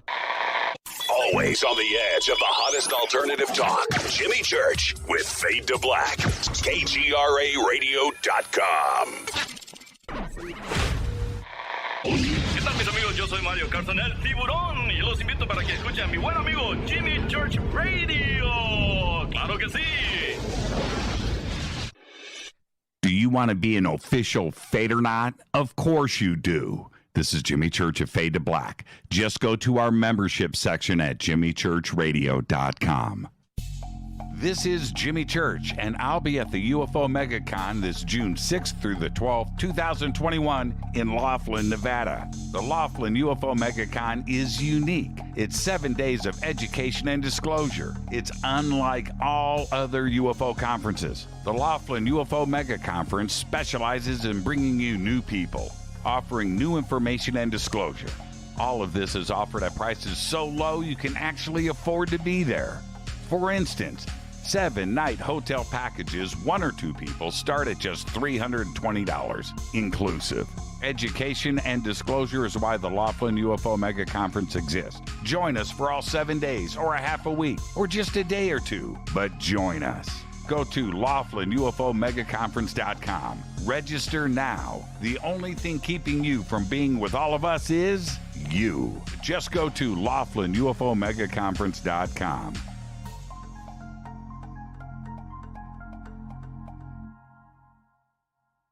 Fadernauts. When you think about the future of our country and where we're headed, do you wonder about the food supply? I do. Disruptions in the food supply chain could be disastrous, and they usually occur with little warning. That's why the smartest thing you can do today is to stockpile emergency food, water, and other essentials. I personally recommend My Patriot Supply. They're the nation's largest emergency preparedness company, serving millions of customers for more than a decade. In fact, they're the only source my family trusts for our preparedness plan. You should too. Right now, save 20% off a full 4-week supply of delicious meals that provide 2,000 calories a day. Saving 20% helps too, doesn't it? Especially now. So go to preparewithjimmy.com and get ready. That's preparewithjimmy.com. There's no time to lose. Do it now. So, you love talk radio? Then you'll love TalkStreamLive.com. TalkStream Live is always on, 24/7 with the best streaming talk shows. Find your favorite talkers and discover some new ones. It's free, readily available online or on mobile with any smartphone or tablet. Finding your favorite talk shows all in one place has gotten a whole lot easier. Just go to TalkStreamLive.com. Be sure to download the free apps from Google Play or the iTunes App Store. You listen to us, and we listen to you. And so does the CIA. KGRARadio.com. You are listening to Fade to Black with Jimmy Church on the Game Changer Network. Oi, oi, I'm Reese Evans. You're listening to Jimmy Church. This is Revolution. The revolution will not be televised. The revolution is on radio. Ciao.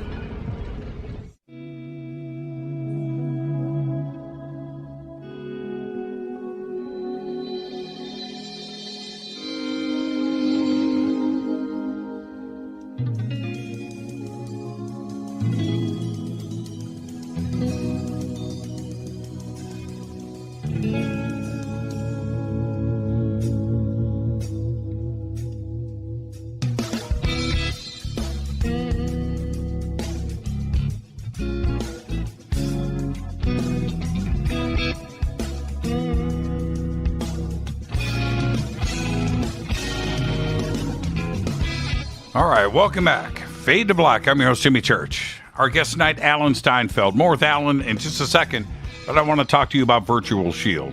You've got to get your own VPN. You've got to do it now.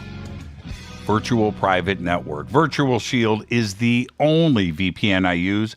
I've got a big studio here. We've got stuff on the East Coast, multiple setups, lots of computers. Everything runs Virtual Shield VPN. And the thing is privacy. It's about privacy. You don't want anybody to know where you are or what you're searching, what you're clicking on, what you're doing. You don't want that. You don't want that information sold to another company that's going to flood you with targeted ads and everything else that goes along with it. I run in a secret location. Nobody can find me. And they're certainly not going to find me through my ISP. They have a strict no logs policy. That's it. Encrypted servers all around the world. You need that protection. It's simple to do. Click on the link in the video description box below. Click it. Go. You can also type in virtualshield.com/fade to black. Do that now, and you will get Virtual Shield VPN for 50% off today. Go do it now. Get protected. Run in secret. I do. Our guest tonight, Alan Steinfeld. Now, Alan, I want to talk about you. Okay. Is that okay? Are you uncomfortable? Yeah, are you uncomfortable? No, Jimmy. You can know my darkest, deepest secrets. Okay. What was the last song you listened to today? I was talking about my book. It was After the Gold Rush, Neil Young. Oh, well played, my man. Yes. Well played. Yes. I kind of picture you with an acoustic guitar singing in a folk band in the warehouse district in Manhattan. Yeah, that's me. You probably saw me there, right? Yes. In a dream, all in a dream. The loading had begun. You look like a rock star, though. You know, well, you got that. You got that look. It was really funny. I want to tell everybody today. Alan and I connected in video, and he had the hair out. You had the hair out, Alan.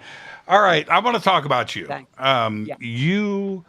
How do I say? Is it fair to say you had an abduction experience in 1987? I mean, you know, you probably talked to thousands of people like this with these experiences, right? I have, yes. So mine is not that unusual. I mean, I'll talk about it, whatever you want to know, but what it did for me is make me obsessed with the subject, this contact, this thing that happened in the summer of 87. I'll just try to describe a little bit.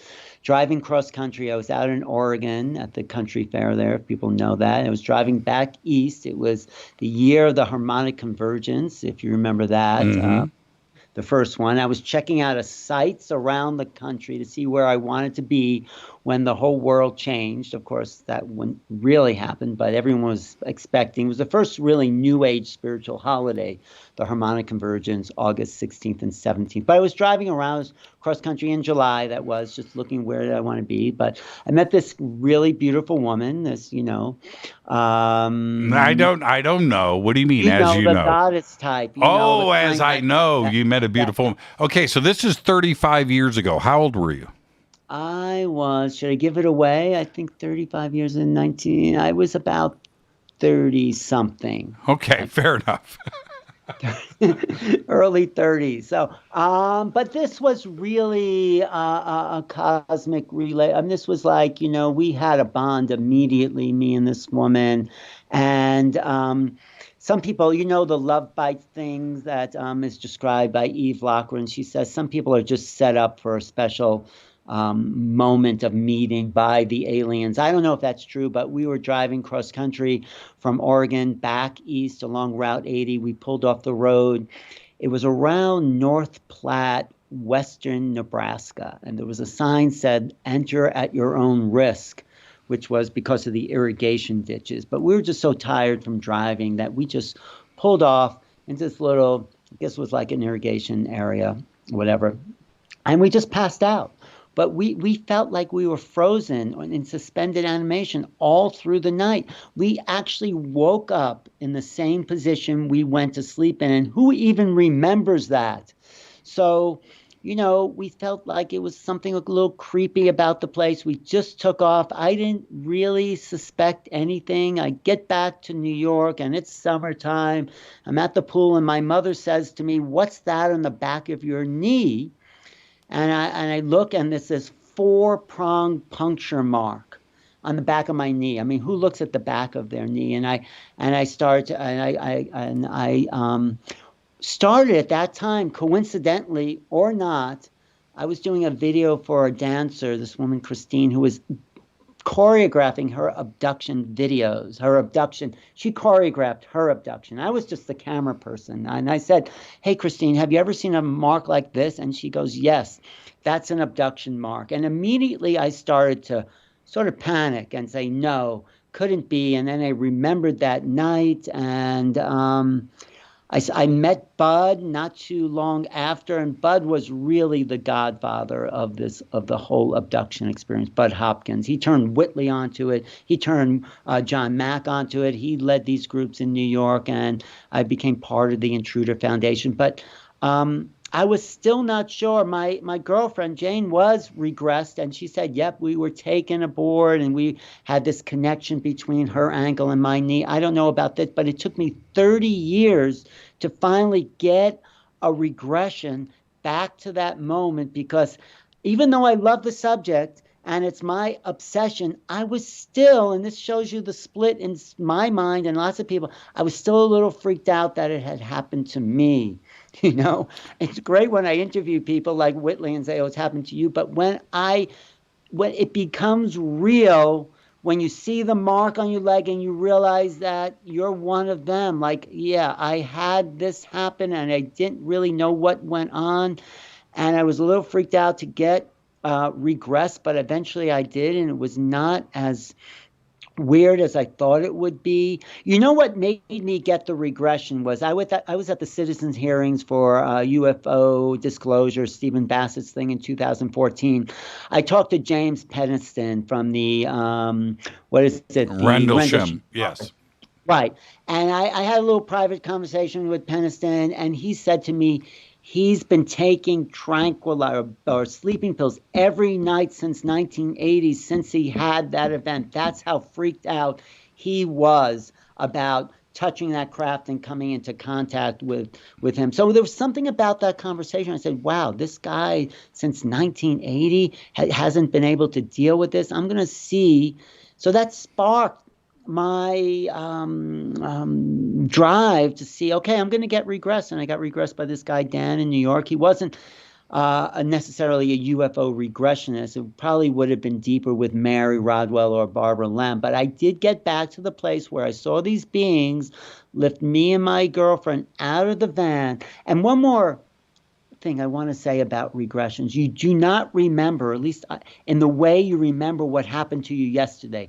There's another level of memory where you're not making it up, but you're also not quite remembering it in the same way. But these images are coming into your mind. So because I wasn't conscious, people are not conscious to begin with. So you're not remembering anything that happened consciously. You're remembering an aspect of your mind that is still subconscious. And a good hypnotherapist will get you to those places where it's this in-between world where you feel like you're making it up, but you know you're not, because something's coming up in your awareness. And that's sort of heavy. You just took me into the heavy spot. That's a heavy thought. Heavy. Yeah. Yeah, so you're subconsciously recalling an event that was already subconscious. Right. Wow. Right. Wow. Exactly.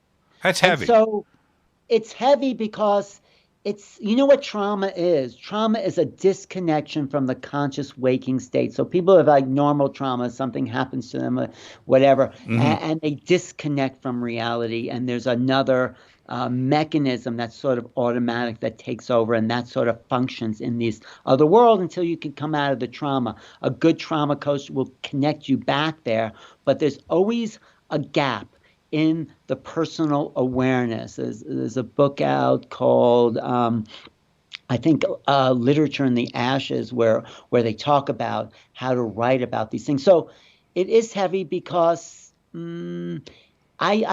people talk about past lives and all that. It's a similar thing, but this is more palpable to me than a past life recall, and that's a whole other thing. So, let me ask you, Alan, if I can rudely interrupt you. Sure. No, Jimmy, I want you to understand. You're hanging out with the A-Team 20 years ago, 25 years. Bud and John Mack. Yeah.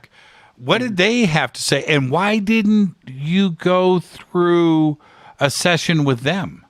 Well, I was still, like I said, too freaked out. I was fascinated, obsessed. I wanted to be around these guys. I wanted to hear everything they had to say, but I didn't want to go deep into, because I was still traumatized. That's why. I still had yet to integrate the experience into my subconscious, conscious mind. So that's why I talked to Whitley, like, here's someone who's really been able to deal with that on a pretty conscious level. So yeah, I was around these 18 people, but I was not ready for it. I wanted to know. So it's like, it's strange. There's a split in the personality. I don't mean to say I'm a split personality, but there's a part where nightmare, people who have been traumatized, they have flashbacks because they want to remember it, and another part of them pushes it away and disassociates.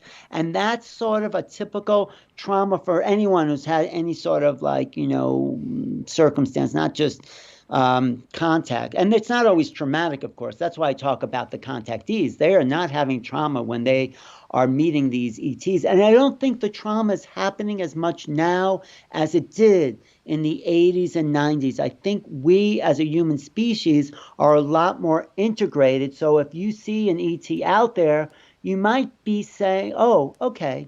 You don't freak out because I wasn't prepared.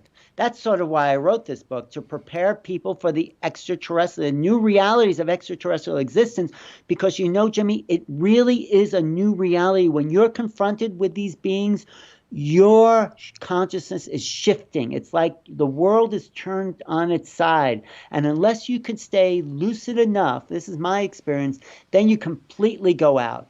So the practice is to stay aware in altered states of consciousness, because these beings do not exist, my feeling, in this world. They're not of this world. They're at a slightly different vibratory rate, and their conscious field distorts our awareness. So when you meet them, it's like you're drunk or high or I can't describe it, but it's like a dream state takes over. If they were to appear in front of the room with you right now, you might not freak out, but the world would be distorted. And if you look at the ATIP documents that were leaked out by Christopher Mellon, he says there's a cognitive distortion in the field of human beings when they see UFOs, and well, they don't say meet ETs, but they talk about cognitive distortions. It's in the ATIP documents. Well, I hear, I understand the shock part, because let me tell you something. Bud Hopkins was a serious dude. Cool guy, but a serious guy. And if Bud Hopkins looks into my eyes and said, yeah, I know what that is. You were abducted. Dude, that's something I don't know if I'd be prepared for. I mean, that's heavy. It took me 30 years. Yeah, exactly. Okay, let's go back to Dan for a second.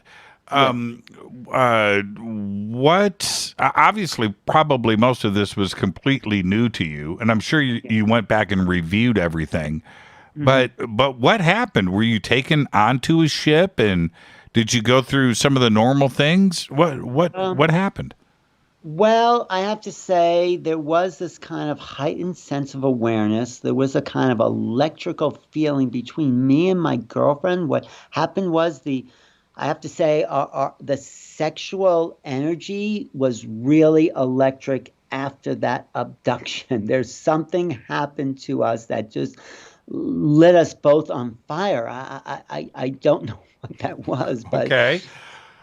This is a family show, Alan, but I would love to talk to you about this off of the air. Okay, sure. So but continue.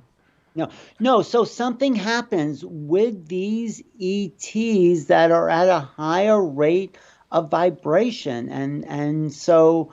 What was the question? So how did I deal with it? Yeah, I mean, were you, you said that you were,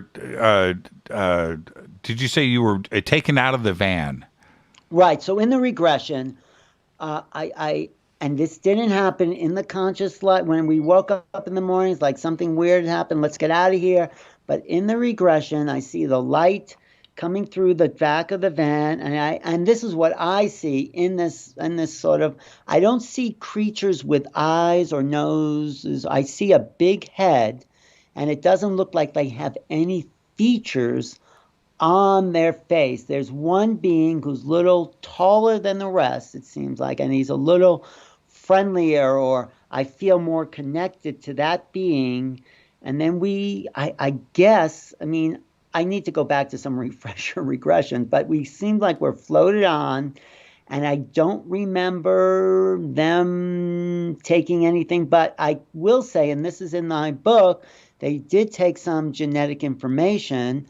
And in a few months after that trip, I was woken up in the middle of the night, or it was in a dream where in my hands was given a little creature that looked like a deer with big black eyes. This is in a dream state. I can't say it happened in this level of reality. And something put this in my hands, and I said to myself, this is weird. I didn't have any connection to this. I was kind of freaked out, like being woken up in this dream within a dream. and I went back to sleep. But I think that was part of the genetics that I had donated for a hybrid being. I can't prove any of this. It's something I've never forgotten. But that was the upshot of that abduction experience. Did you continue? Did you feel that contact continued after that in 1987? Yeah, that's really interesting. That is when, as Grant Cameron says, I was sucked down the rabbit hole. Like right. I bought hundreds of UFO books. I sought out people like Whitley, and so meeting these people, it is a kind of continuation of contact. It was a 30-year process to integrate this, but I feel like these beings, and this is why I wrote the book, sort of are wanting us to grow up. It's traumatic because they're different, not because they're bad or evil or any. This is my opinion. Other people have, David Jacobs has another opinion. I think they're at a different vibration, but there's a meeting of frequencies that are happening now within this year and the next, let's say, 5 to 10 years, where these conversations are not going to be as strange as they are now. So that initial introduction in 87 brought me to every single conference I could go to be around these people. There was something in the vibration of these people that felt good to be around. I went to a Bud Hopkins Christmas party, and I have to say, I don't know what it was, but it was like a pure love fest. It's sort of what happens at Contact in the Desert. You know what that's like, where everyone's on the same vibration, and we're all hanging out. We're all thinking about new ideas and new possibilities. There's like another vibe that happens that feels really great and alive. Do you know what I'm talking about? I do. Right. I will never forget my first MUFON meeting. Mm-hmm. Right, it's MUFON, right? Mm-hmm. And I'm there, and I'm listening to the conversations that are happening around me, and all I could think about was I was at peace. I'm being serious about this, but I was saying to myself, "My people." Right? Yes. This is my Jimmy, people, man. I bet no one's told you this, or maybe they have, but you could be an abductee, contactee. Yeah, you know that? I hear it all the time. I'm not so sure. I've had experiences, but I don't know if I'm an experiencer. But this is the other thing, Alan. Yeah. You took the big step. You did the regression. Yeah. I don't know if I want to find out. Right? Well, it will change you. It will change you. It will. It will. I just don't know if I want to know. There are reasons to do it. You had your reasons, and your girlfriend at the time also had a regression. I wanted to ask you: do you still stay in contact? I had talked to her recently because I had seen her daughter, and I said to her on the phone, I hadn't seen her for a long time, but she was a big part of that moment. And so I talked to her maybe it was 20 years. I said, "You remember that time we drove cross country?" And she said, "Yeah, when we were frozen and suspended animation." And then that was the first thing out of her mouth. And I said, "Exactly." And I talked to her again when I was writing this book and about our journey. And actually, I think she called me out of nowhere. We've always been on good terms, but I talked to her, and that was our moment, and that bonds people probably forever, combining genetics in whatever way. And for sure. And you said something else earlier. I want to circle back, and we can pick this up after the break, but we've got about 5 minutes. You said something earlier that most abductees, their experience is not traumatic, what they go through. Finding out what happened may be traumatic, but the experience itself is not. Well, what did you mean by that? Actually, meeting the beings is traumatic because they're outside of our worldview. That's the trauma. Mm-hmm. The experience, in a sense, is traumatic because there's no way to fit them into our mundane, ordinary reality. But they're not traumatizing us, is what I mean. Do you? And then, what do we say to those abductees where their experience was anything but kind? Well, look at Whitley Strieber. He Yes. said the best thing that ever happened. He said, is the anal probe there's a great guy I just talked to. What was his name? He said he went through heavy, contact circumstances, and it was all to wake him up to who he really was. So I can't say for anyone else's experience. Yeah, there's been some awful things happening to people, but did it open them up to a greater reality? Are they different? I mean, Travis definitely said, I just told him the other day, I said, Travis, if you could do it all over again, do you think you wish this never happened? He said, yep, I wish this never happened. Well, yeah, and I've asked him the same thing, and that's a really good point, Alan. I don't think Travis, it wasn't the experience, it was how the world treated him. Yes. Afterwards, and that's what he definitely doesn't. I wouldn't want to have gone through what Travis has gone through. Yeah, you're right. It's been awful for him, but he's a real hero in our field. He's amazing. He's amazing. He's a national treasure, I'd say, because he's been through it. He's been challenged, and anyway, for me, I can't talk about anyone else and their experiences. It was not pleasant, but I think I worked through that so I could be more expanded. I think my whole show, New Realities, came out of the fact that I was exposed, and maybe even younger as a child, I had dreams and visions and these beings at the window. I mean, sort of typical, but I do have these vague memories and also not fitting in. I write about that in my chapter. I was always looking at the stars. I always felt different than everyone else in my family and people I grew up with. There was something else, and I couldn't explain it, but at least having this experience and writing this book and making sense of it, and then I maybe realized why I always felt a little different, because I was aware of other realities that maybe other people didn't care about. We need to take a break right here, Alan, and when we come back, I want to talk about where we are today as a planet, as a society, and certainly with the mass media. And everything that is just blasting out in front of us. It seems like daily now, UFOs are a thing, right? UFOs are a thing, and it wasn't like this 20 years ago. Bud Hopkins and John Mack had a hard road. Linda Moulton Howe had a very trying to get the message out and spread this knowledge. Today, it's like the thing. Right? This is our time, Jimmy. Yes. We're coming home. This is Fade to Black. I'm your host, Jimmy Church. Our guest tonight, Alan Steinfeld.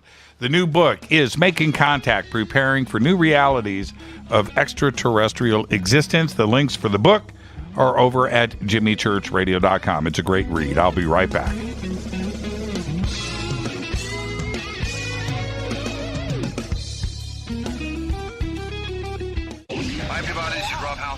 On jimmychurchradio.com.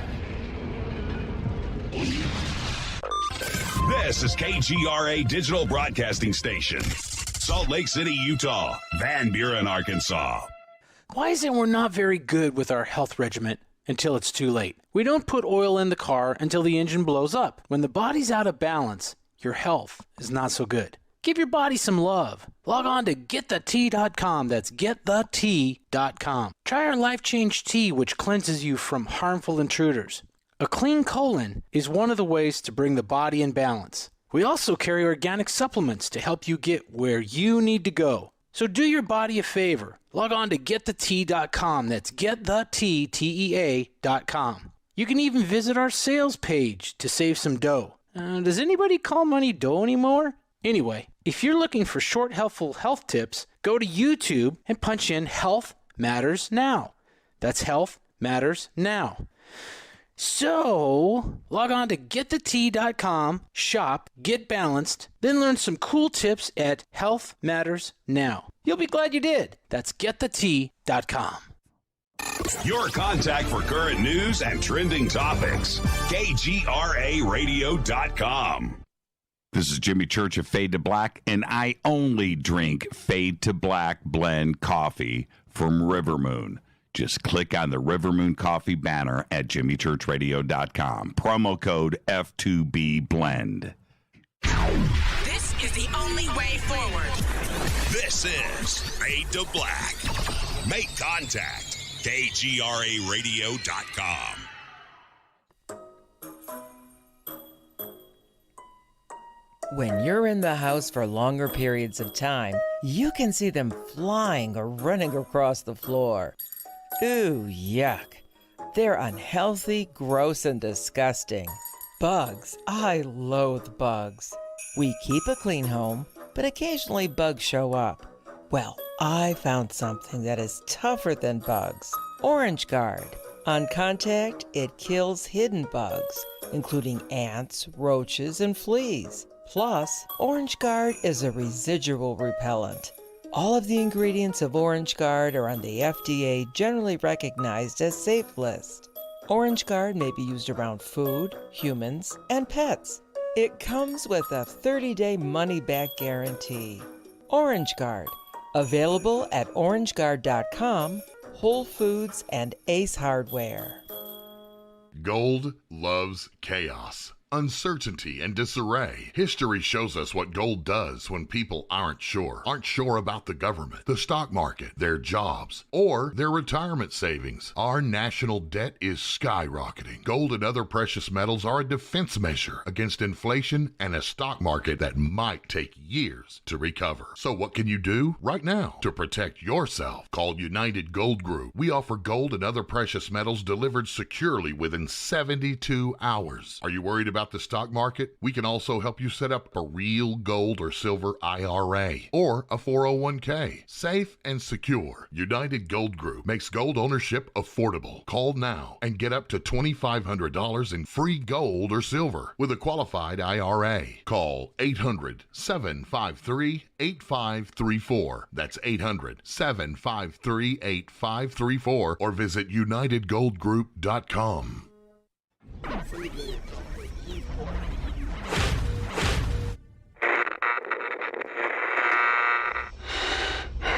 You want to know a secret? I love ponies. I really love ponies. I'm serious. I couldn't stay sane without ponies to brush. Why fade to black? Because you never got that pony, damn it. This is Fade to Black with Jimmy Church on the Game Changer Radio Network and KGRA, the Global Radio Alliance.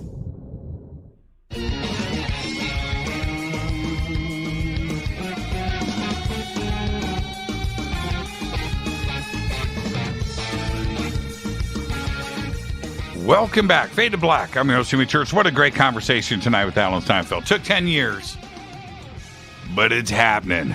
I said earlier, Alan, tonight is Alan's A game. What a great conversation. Now, here's where we are. Yeah, exactly. Today, it's fun. We have science and physics. We have astronomy and the things and that exoplanets and fast radio bursts and the search for alien life and radio signals from Europa. We've got that. We've got the Pentagon. We've got Marco Rubio. We've got the UAP task force. We have pilots and crew members and things and video, and we have all of that. We have all of the contactees that are coming forward and things that are happening at a very rapid pace in the UFO community. Jacques Vallée and Paula Harris are about to come out with a new book, your new book. Things are happening, but for me, Alan, are you a bit worried? Does it bother you that much of this in the mass media is coming from the military? It's coming from one point of view. It's not coming from who is in your book. We're missing that element in the message to the public. Does that bother you? Yeah, but we're doing these shows. We're having these conversations. There's more and more social media. There's the internet. So people realize they don't have to trust the government. And if we listen to the government, they're not going back any further than 2004. It's like all of a sudden the Nimitz sees a craft and they forget about 1947 and all those years in between. So people with a little bit of awareness, and this is what we're educating them to see, that the government doesn't know what to do with it. They're only giving us half the story, and we've been doubting the government for a long time. I don't want to get into the whole conspiracy thing, but it's obviously now that there's more to the story, and we need to look beyond the government to realize what the nature of reality is. So it doesn't bother me because they're just giving away their hand. Well, okay. Now, and you've been at this for a long time, and you know it's been us versus them for a very long time. Right. And the teasing, the ridicule, the tinfoil hat crowd, we're crazy. We've been dealing with that out of Washington for a very long time.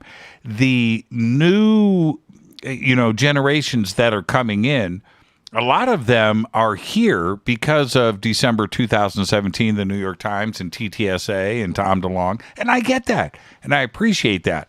But they are trusting the man. You said it yourself. You used that word trust. That's a strange zone for this new influx of knowledge seekers. Trust is earned. Well, let's see where we're at. We're seeing a fracture within the government itself. We see Luis Alessandro, if you looked at his New York Post interview with Stephen Greenstreet, did you see how I did. He's been attacked by his own inside Pentagon people? You heard them say that, right? I did. So that's showing us that the whole house of cards is collapsing. And I think Alessandro in particular, maybe Mellon, although he's a little hedging his bets a little bit, are pushing for truth in the way we have not seen before. This is our time to really come forward and tell people what we've been researching for all these years. I think it's a very exciting time because really, essentially, the government doesn't know what to make of this. That's my feeling. There may be some inside scientists, but these beings, whoever they are and wherever they're from, is beyond that kind of comprehension of a military political mind. They want to talk to the people. They want to talk to us. They want to talk to the children. This is where the real change is going to be made. So it's all up in the air right now. So we have to sort our way through it. That is really one of the reasons I laid out the book. It's such a spectrum of possibilities so people could understand something for themselves that is beyond government. But I do think in June, if you listen to Alessandro, there's something going to be pretty surprising. It's already been official that, yes, there are UFOs. They are not, Alessandro said they're not from any country we know. He didn't say they were from off-world, but that's as close as he would say, which is kind of a back-around way of saying they're not from this world. So we're about to get revelation. We're about to get a further disclosure that's going to shake up a lot of people if they can take it. Colonel Corso said to Whitley, it's a new world if you can take it. So we're about to enter a new world where all bets are off. It's what Dolan said, AD. We're about to enter the AD realities, the after disclosure realities of what's going to be coming down, and it's something else. We have to recognize our way of relating to each other, the planet, and the cosmos. This is a big shakeup, and we need to be prepared that things are not what we've been told they are. The brainwashing and the conditioning by government, media, politicians, religion, our parents, our educational institutions have just been programmed us to think about reality in a certain way. Now we need to look to the skies, trust an inner sense of self, and realize things are not what we've been told. It's what John Mack said. If we're going to understand this phenomena, we need other ways of knowing. And that's where we're at within 30 days. Well, I've just read your book twice. And one thing that is not mentioned once in the book is threat or fear. And that is what the mass media is projecting. It's a threat. It's a threat. It's our military airspace. It's a threat. We've got to figure this out. This is something that we can't deal with. Threat, threat, threat. And that's what the rest of the world is hearing in this message. And I'm not comfortable. I'm not comfortable with that. Well, I think if it was really a threat, and Alessandro alludes to this, they would have taken over our planet a long time ago, and maybe they have taken over our minds. I don't know, but I don't think it's a threat. I think we have more to fear from each other than we do from ETs, and I'm not saying all ETs are good, but the ones that are here, I think, are actually looking out for us, making sure we don't blow ourselves up. They're not going to clean up our mess, but I don't think they're a threat. They want us to get out of what our good friend Stanton Friedman used to say humans' favorite pastime was tribal warfare. We have to wake up, put down the guns and the weapons and the fear, and realize we're part of a greater cosmos. That's the thing we have to wake up. The government wants to put threat in there so they can build up their military budget. But are they a threat, or are we just projecting what we know onto the unknown? The unknown, for me, and I really wrote it in a kind of uplifting, positive manner, is full of possibilities. It's not full of all the projections of what we know. The future has a lot more we have yet to imagine, and that opens our minds for invention, creativity, commerce, possibility, free energy. All the things we wanted are right here at our doorstep if we can just get over the fear which has been instilled and start to welcome, and not in a naive way, but in a mature understanding that we're part of these beings. We're not separate from consciousness. Life is an emergent property of creation, is my basic philosophy. When we have, I can't wait to hear your answer for this. Right. When we have, some of my favorite things are science fiction movies. I love it. Alien Invasions. Independence Day, greatest movie, right? Right. They're all good. They're all good. They're fun.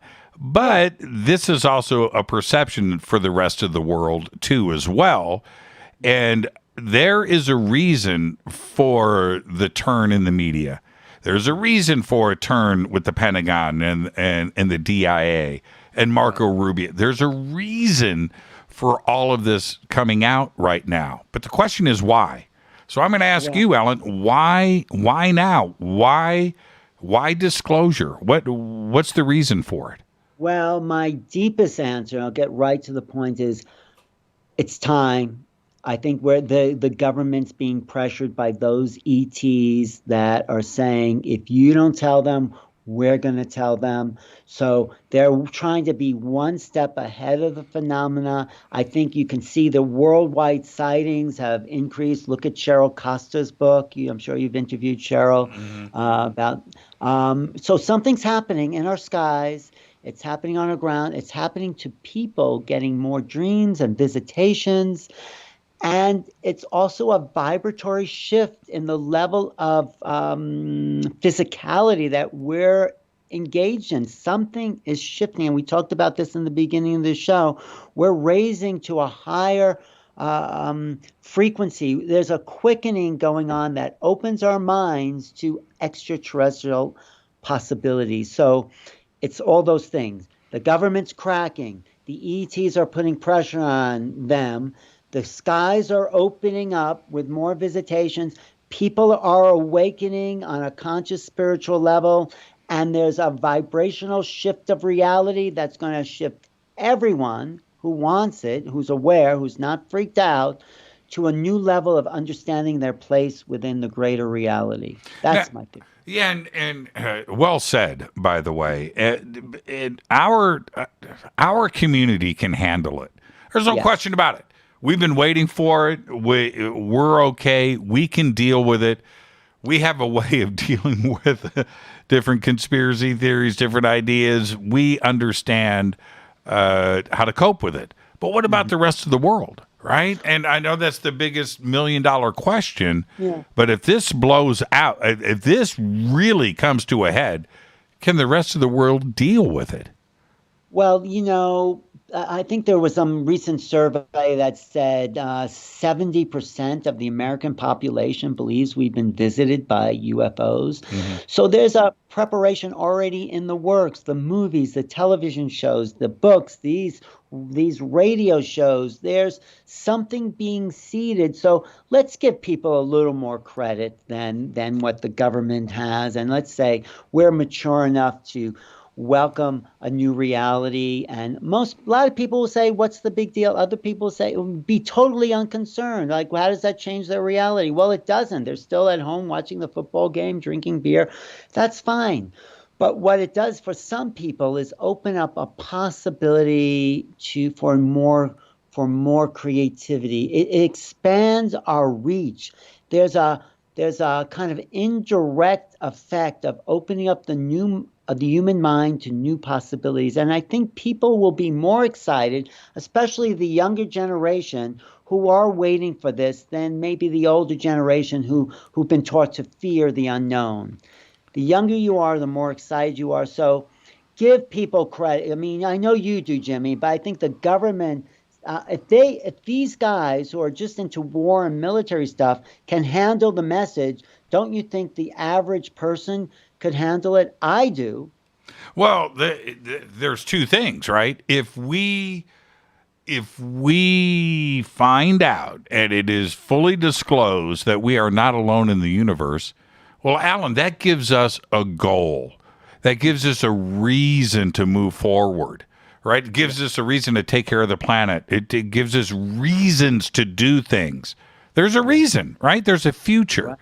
If the opposite is disclosed, well, that's it, man. We're alone in the universe and we're unique. There's nobody to meet. That is going to freak people out. There's no reason to take care of the planet. But right. Let's just burn this thing down, man. That's what we've been told for the last 200 years, that we're a freak of nature. Life is an anomaly.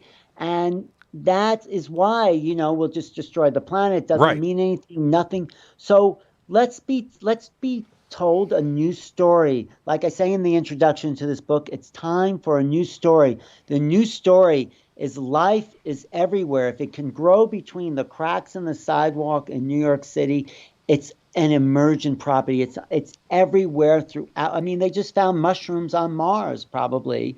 I did see that. I did see that. Right. I did Life see is everywhere. Jimmy, we're not freaks of nature. Consciousness is everywhere. Intelligent life is everywhere. We've just been isolated, I think, because of our barbaric behavior. And, dropping the nuclear bomb, Linda says this and other people, this awakened the rest of the cosmos that the teenagers have the car keys, It's like we better check these guys out because they've gone too far now. So we are in store for some great awakening, a rude awakening for some people, but a really incredible future, I think, is right on the horizon. So just stay calm. Really, these beings, I think, are here to help. I mean, maybe that's naive, but I don't say all of them. There's many types of species out there. But the ones that have been holding it back, I think, and gauging the right time, this is the right time. The next 10 to 20 years, I mean, the Navy just came out, UFOs exist. It's coming out. I think that is just helping us get ready for the time when we might have more mass sightings, perhaps. Well, if we go back to the Condon report and the things that were constantly bandied about in the 50s and 60s, that disclosure of UFOs and ETs visiting this planet would cause a collapse of religions and Wall Street and anarchy in the streets. Well, after the New York Times article in 2017, clearly that didn't happen. Right? Exactly. It didn't happen, and it's not going to happen. Give us more credit for being intelligent people, right? Now, I wanted to ask you this as in closing. When the UAP Task Force report, hopefully it happens in June, do you expect the public version of that report to have an ET component in it? Something alluding to little green men? Or is the public side of that going to be terrestrial? It's drones. It's the Russians. It's the Chinese. And the real stuff is going to be in the confidential portion of the report. What do you think ultimately is going to happen? I think, and we've been around this a long time, I think we're going to get more slow leaking revelations. I think there's going to be some bombshells, just like the New York Times, December 17th. It's not 2017, 2006. So that was a big shot. That was a big bombshell. Alessandro alluded to that. Get ready. He warned us. I don't know if I completely trust the guy, but they're not holding back. That pyramid, Jeremy Corbell, George Knapp's Pyramid in the Sky release, we're getting it fast and furious. So I think we're going to get more than we suspect. We're going to get something that's going to whet people's appetite. But I think this is like a 10 or 20 year rollout, but it's coming. It's coming down the line, and they're dropping these bombshells because I think there's pressure from these outside sources. I mean, Off-World is making them say, it's time. I know it feels like a science fiction movie, doesn't it? Well, it does, except for the flying pyramids video.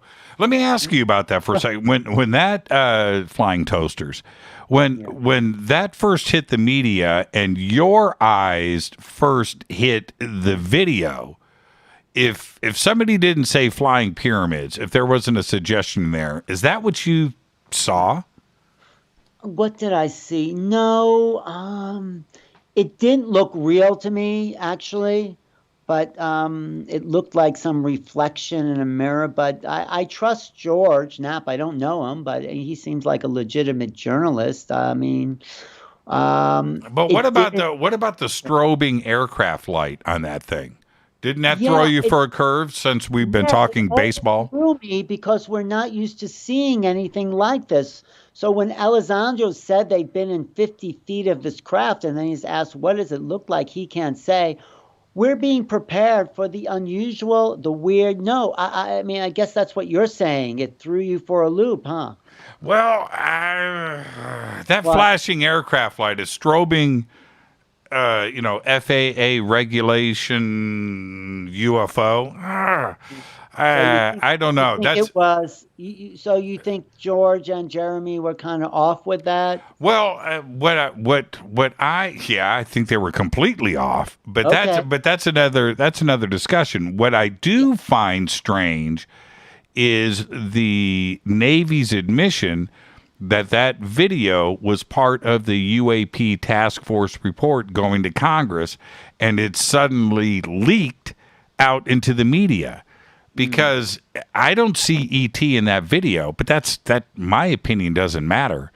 But if that's the best that the report's going to have, I don't know. Well, I think what you're saying, if they're leaking a video that looks like it's been fabricated, and the report comes out and says, look, this was really some reflection in some guy's window or some airplane, then they're preparing us for nothing. Right. Is that yes. Yeah, I am strongly suggesting that. Yes. Okay. I'm hoping that's not the case. I mean, I want this book, not because of the book, but I want people, because obviously me and there is something out there that without a doubt. Right? Oh, I've seen things, man. I've seen things that I cannot explain. Listen, and you mentioned this earlier, Alan, it is so true. The things that come out of my mouth that I have witnessed, look, if somebody's listening to me say these things, I'm crazy. I know I sound crazy, but I've seen it, and that's it. That's it. And thankfully, I've been around groups of people when I've had my sightings. But so I know that the phenomenon is real. I know that we're being visited. I just don't know what's going to happen in June with this. Well, I think it's too late. The cat is out of the bag. The Navy has already admitted UFOs are real. Of course, when Alessandro was asked, are these 3 videos all you have? You remember when someone asked him? I asked him that. I asked him that on this show. And he practically bursts out laughing. He said, "Are you kidding? These are the least of them." This guy, if he's a double agent or not, is the guy at the forefront of the disclosure. It seems like it. Maybe Christopher Mellon is too. Maybe there's people pulling the strings behind these people. But these are the go-to guys. These are the people we sort of have to trust in a way that, and they don't want to break the whole story. They're not going back before 2004. Can you believe that? We have 70 years before that from Roswell that they're not even talking about. They're not talking about the Gordon Cooper footage from 1950s, you know? Mm-hmm. There's so much footage that the government has that they're not telling you. They're gonna need to roll this out if we're gonna really go further. I mean, Eric Davis, July 23rd, says he briefed the Congress on crash retrievals. That's another big bombshell. So you have to look for it, but it's coming out, and we have to know how to put all the pieces together. And that's what your program's about. Let's go in, talk to these people, and put the pieces together, because the government doesn't know really what to make of it. That's my big take. That's why they're holding back the information. They maybe have the footage, they may be able to describe the technology, but what's driving this phenomenon? Who are these beings, and what do they want from us? That's the big question. Not that they're here, that's obvious, but why are they here? And I think they're here to lift us up to another level of awareness. That's my optimistic, naive perspective. It's neither naive, but it's it's not even optimistic. Well, no, I think it's a reality. It's a new reality. You should have a TV show. Let's call it New Realities. But this is the other part, and I'm not being facetious here. No. That I fully agree with you, Alan, and I think everybody needs to listen to the words that you said earlier. They are trying to get out. I'm talking about the government. Are trying to get out in front of something that is not in their control. Right. And I think that explains. It's like Occam's razor, right? It's like the simplest solution to all of this. Right. And it makes a lot of sense. The simplest solution is to tell us the truth, roll out the bodies from 1947 onwards, say, look, we messed up, we hid the secret, we met maybe they met these ETs, and maybe Eisenhower made an agreement for technology, for abductions. I don't know. That's a whole big pile of mess to open up, but maybe it's time to hear the truth. Maybe this is like the Nuremberg trials in a way, and let's get these people, maybe not on trial, but into the question. You're going to tell the truth, the whole truth. We're going to hear the whole thing, and it doesn't matter about corporate interests or religious fanatics. We're going to hear why these beings are here, what the government involvement has been for the last 75 years, what they want, and how we can move forward as a new human race with free energy, which of course the corporate structures don't want us to have, and with the possibility, like you said, Jimmy, of a greater future where more hope and more adventure. Imagine the history of other planets and other civilizations. Imagine what we can learn from their level of mind and comprehension and technology and all the things that they think about. We're right there, almost. Do you think we've just got a little time left, and we can extend this a few minutes? I'm happy to talk. But the report, let's say everything happens on time. Report is delivered. We didn't even talk about what happened with the DOD IG last week, saying that they're going to do an evaluation of the way that all of the military branches have been addressing the UAP issue. That was They're just hedging their bets. They're just hedging because those guys are not any smarter than anyone else. They're running scared. But anyway, do I think what were you going to ask me? Is this when, let's say everything happens on schedule, right? Yeah. And June 24th, the report is delivered to Congress. Is the Senate Intelligence Committee going to bring witnesses? Are they going to bring Dave Fravor? Are they going to, question these different officers and enlisted people in the military about what they saw, how they saw it? What, is that going to happen, or is it just going to be a delivery of the report? Is there going to be a hearing in Congress? Well, I don't know if it is going to happen, but I think it has to happen. We need a public dialogue, just like me and you are having in front of all these people listening. We're having a public dialogue about possibilities and realities, and this needs to happen in front of the world, in front of Congress, in front of the Senate. Yeah, Fravor needs to come forward, talk about what he says, saying it's not was made by anything from this world. And then the real government, the secret, whatever you want to call the cabal, the deep state, I don't know. I don't believe some of that stuff, but somebody's holding back the secrets. Whoever's saying that Elizondo never worked for ATIP, wherever that idea came from, and he had a huge reaction. He was really angry about this. He discounted his whole time there at ATIP. You could see how angry he was in the Stephen Greenstreet part 2 about them just saying, oh, he never worked there. But anyway, who's ever behind this, that's the conversation we need to have. Maybe that won't happen. Maybe that's the naive thing, that who's ever been pulling the strings since 1951, MJ-12, these guys have to come forward. Maybe, and then, of course, you get into other things. Who killed Kennedy? All that stuff. But, the lies have to be uncovered. You bring up a really good point. The DODIG, when you look at some of the words, because that was a very brief memorandum that was released last Monday, a week ago Monday. But there were some strange verbiage in that. One of them is what actions, that's a key word, especially coming from the military. What actions were taken when it comes to UAPs, unidentified aerial phenomena? What do they mean by actions? Why didn't you shoot at them? What do they mean by actions? That's a very interesting thing when it's coming from the IG. No, it's a great point. Well, we have to just look at the simpler thing. What do they mean when they go from UFO to UAP? What does it mean when they go from object to phenomena? How does that rebranding really change our perception of what's out there? It's not objects anymore. It's not a thing. It is a whole mindset. This is what that makes it so difficult for them to talk about, because they don't know what they're talking about. They've rebranded it.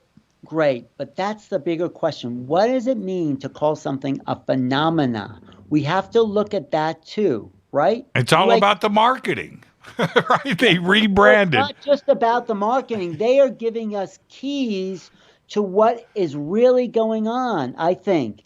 In the ATIP report, when it says that phenomena is now quantum physics, what does that mean? You've seen those leaked documents by Mellon where he says on slide 7, the phenomena, he doesn't say, but it says ATIP. The phenomena is now quantum physics. We need to understand a whole new way of science. And this is what I think Elizondo alludes to when he says we're close to duplicating that technology. He doesn't say through quantum physics there in the Greenstreet report, but he does say it other places. So I think, yeah, we're not going to get everything the government knows, but we're going to be in on a few secrets that probably would not have been possible maybe 30 years ago.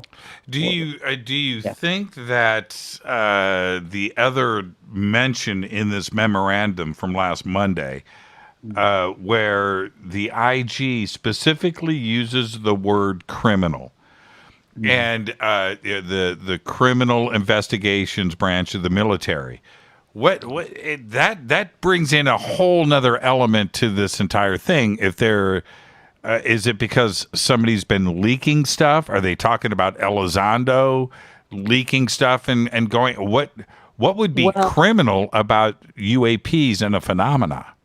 Well, they could mean that, but I think what's really criminal is that they haven't told us the truth, is that they've been lying to us.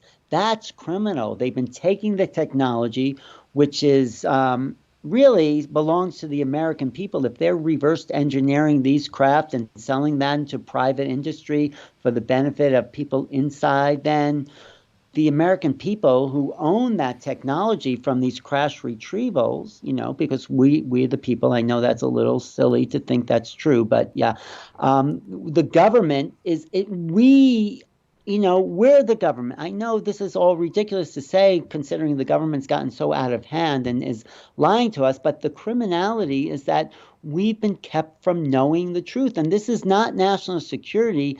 This is honing their interests. I think whoever the government really is, it's when we talk about the government, it's so many different things. So what is criminal, in my opinion, is that these people have been lying. That's criminal. Yeah, you're right about that. And one last I don't think that's what they were talking about. I think they were talking about the leaking, and that's why all this has to come out in front of Congress. Yeah, it has to. And I think there's also what the IG in reading this very short memorandum, what it suggests to me is the IG is upset because one hand isn't communicating with the other. And you have Susan Gao, speaking to the press about UAPs and the Navy and everything else, where the rest of the military and the other agencies are not in control of that, where the IG wants to step in and go, what's actually going on here? We're talking about UAPs and UFOs and little green men to the public. I'm not aware of any of this. Who else in the military is aware of this? And I want to hear from everybody about how you're dealing with this, because right now we've got people speaking about this out into the public and to the media, and this is going into mass media and into publications. We need to get this under control, and I want to know what is going on. Well, some people have said this is a fault in intelligence. Like, why is there no one to talk to? Why is the FBI not talking to the CIA? This is not a new thing. Right. The Navy wasn't talking to the Air Force when the Air Force had the debunking program to make fun and ridicule everyone who saw something in the sky.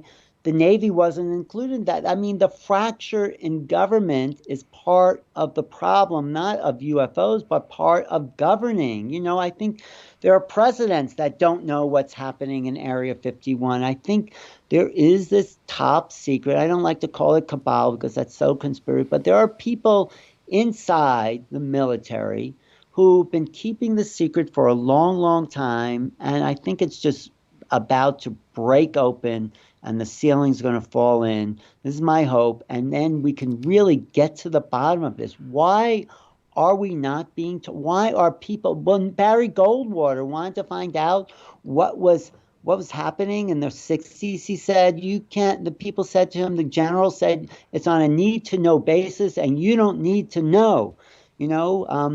Truman said, well, something's visiting our planet and I can assure you that it's not from this world. So, I mean, this is deep, and it's just, Richard Dolan writes about this all the time. And the government is fractured. The world is fractured. Our consciousness is fractured. And if we are going to heal our planet and our world, we have to take it upon ourselves and have all this just right out. And I don't know if that's going to happen next month.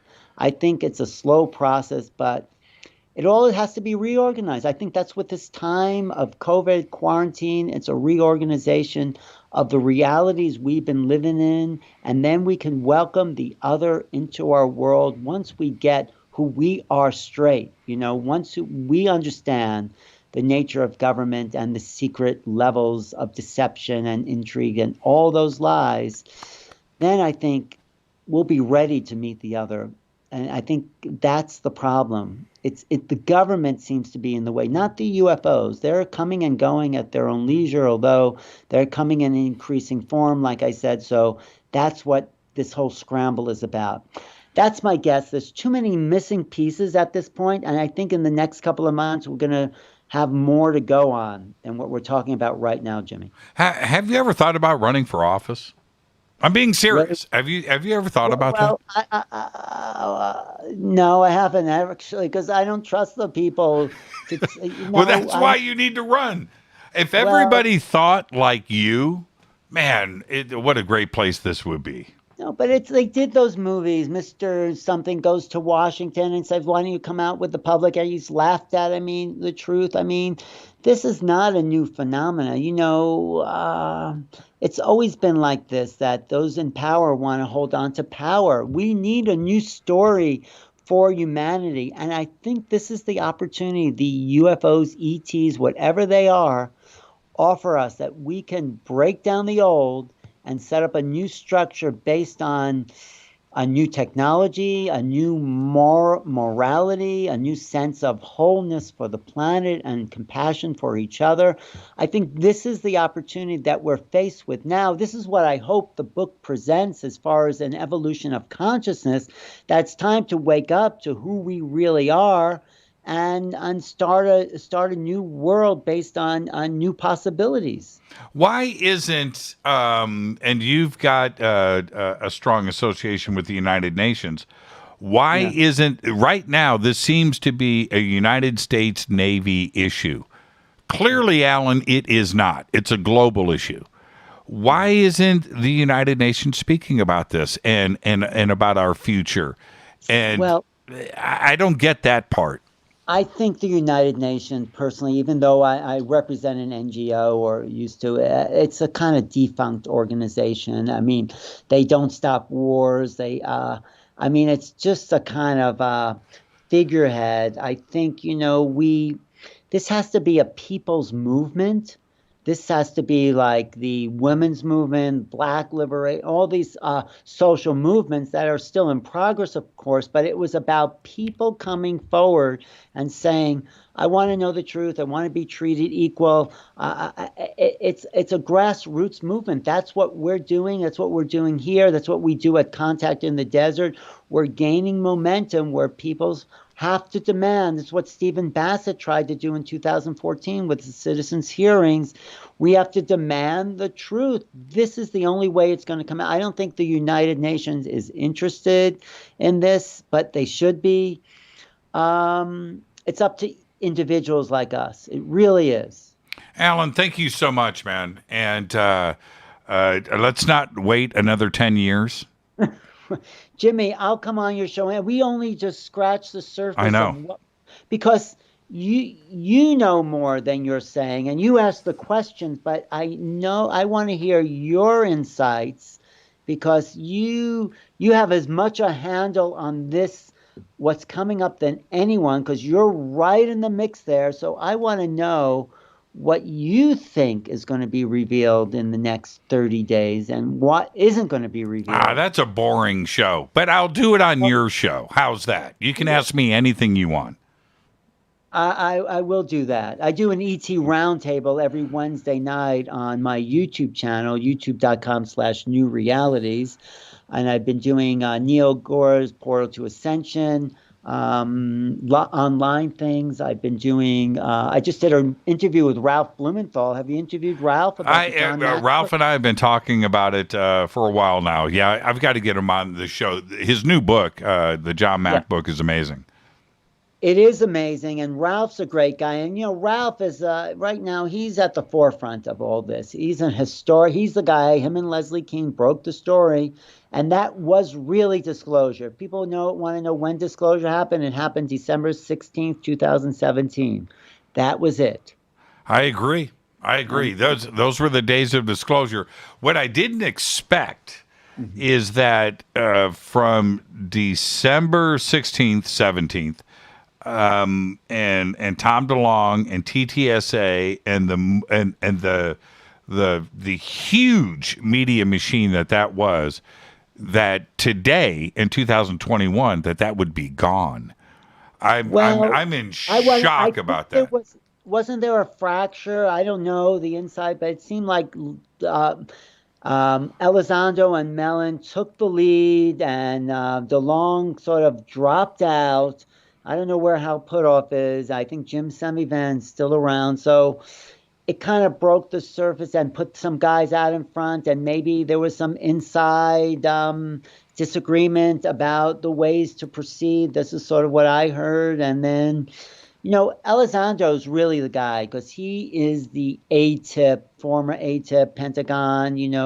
He's out in front. So but that's not my point. My point is that what TTSA started off as, and if you go back to that original, back in October before the New York Times article, and you go back to their live press conference, it was Steve Justice with the technical division and anti-gravity being brought to the public and backwards engineering the technology. There was that, Steve Justice from Skunk Works. And of course you had Lou Elizondo, and you had Hal Puthoff, and you had Jim Semivan and Chris Mellon, and how they were going to have a media division, and they were going to have an investigation division, and they were going to have this technology division selling stock, and this was a company for the people and the future and everything that is gone.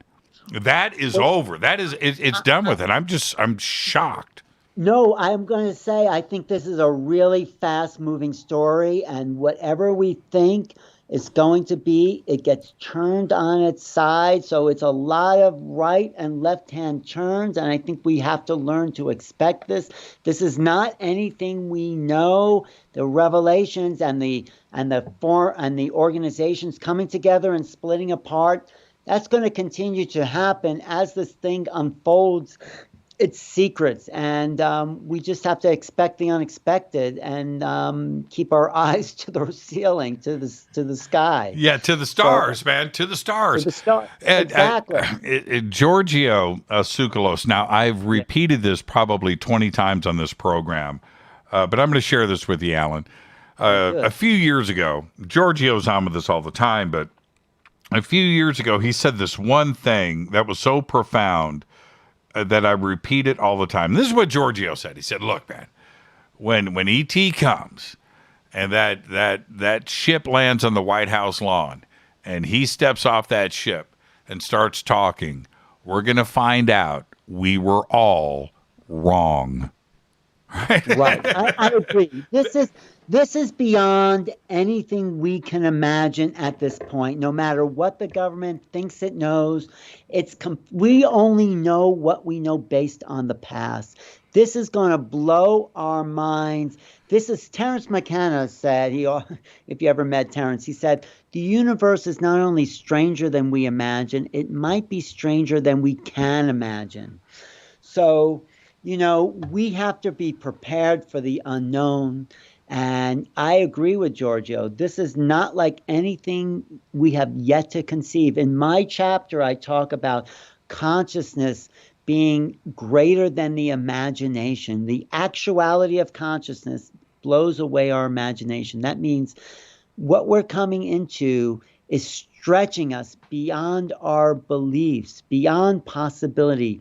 We are waking up to a new heaven and a new earth. So let's prepare ourselves for these new times, for the times they are changing. Thank you so much, Alan. I don't know when I'm going to see you again. We hang out all year long, right? And I haven't seen you now for over a year. It's just crazy times, but I can't wait to hang out with you again. Jimmy, you're doing a great job. I think you're fine-tuning something there, and you're dropping into a deeper place. I mean, so keep up the good work. This is really a time to not expect anything, but accept everything. We can't project the future. We are in such strange times now that nothing is predictable. And I think that makes it really, really exciting. We are on the threshold of the unknown, and we can't project what we know. I've said this, but it's like we have to keep being available and present in the moment. We just have to let it come into us and say, oh yeah, that one, and just sort of take all these punches and then put it together and formulate some other new world that we can't see at this moment. What are we going to do If forget about the UAP TF, the task force report, but what are we going to do if NASA announces tomorrow life on Mars? Right? I mean, that would be just as extraordinary as visitors from Zeta Reticuli. I mean, almost. Yeah. I mean, that might be the break that's going to start this rolling, and then we go to exoplanets, we see vegetation. But the bigger question is, let's say we know, everyone knows there's ETs here, and we have free energy, and everyone's abundant, and we're all living a really joyful existence. What is the purpose of incarnation? Okay, let's say we know this. So ETs are here. There's energy. What do we do with ourselves? What do we do? That's it. That's it. What do we do? I don't. This is what I do know.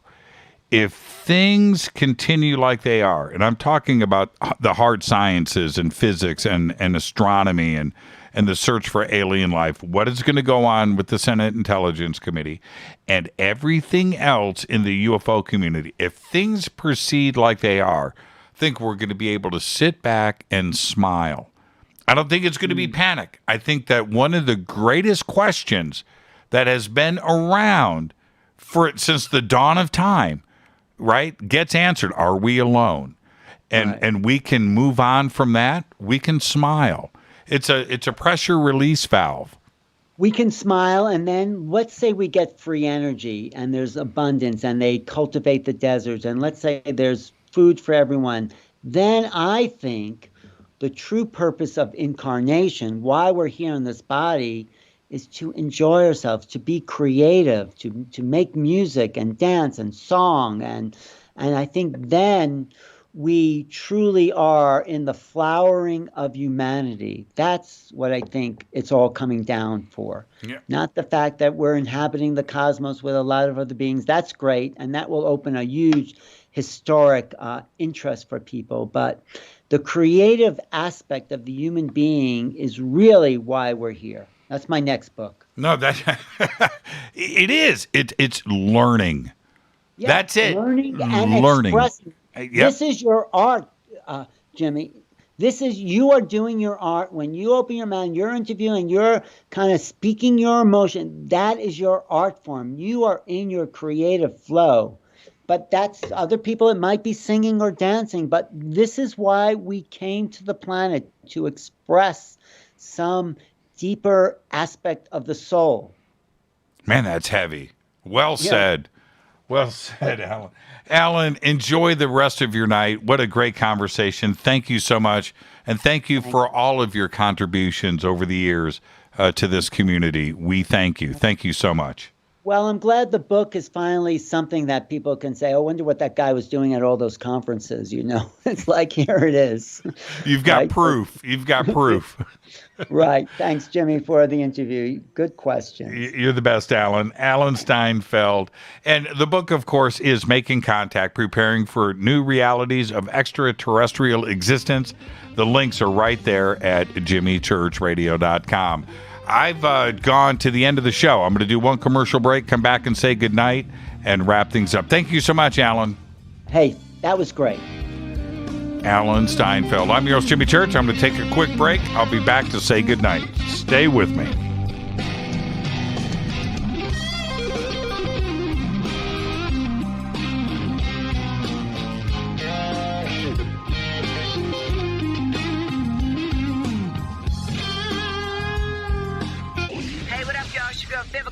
Here, and you are listening to my boy Jimmy Church on jimmychurchradio.com. Despite popular opinion, reading a book will not make you smarter. But listening to Jimmy Church will. This is Jimmy Church, and I'll be at the UFO MegaCon this June 6th through the 12th, 2021 in Laughlin, Nevada. The Laughlin UFO MegaCon is unique. It's 7 days of education and disclosure. It's unlike all other UFO conferences. The Laughlin UFO Mega Conference specializes in bringing you new people, offering new information and disclosure. All of this is offered at prices so low you can actually afford to be there. For instance, 7-night hotel packages, 1 or 2 people, start at just $320 inclusive. Education and disclosure is why the Laughlin UFO Mega Conference exists. Join us for all 7 days, or a half a week, or just a day or 2, but join us. Go to LaughlinUFOMegaConference.com. Register now. The only thing keeping you from being with all of us is you. Just go to LaughlinUFOMegaConference.com.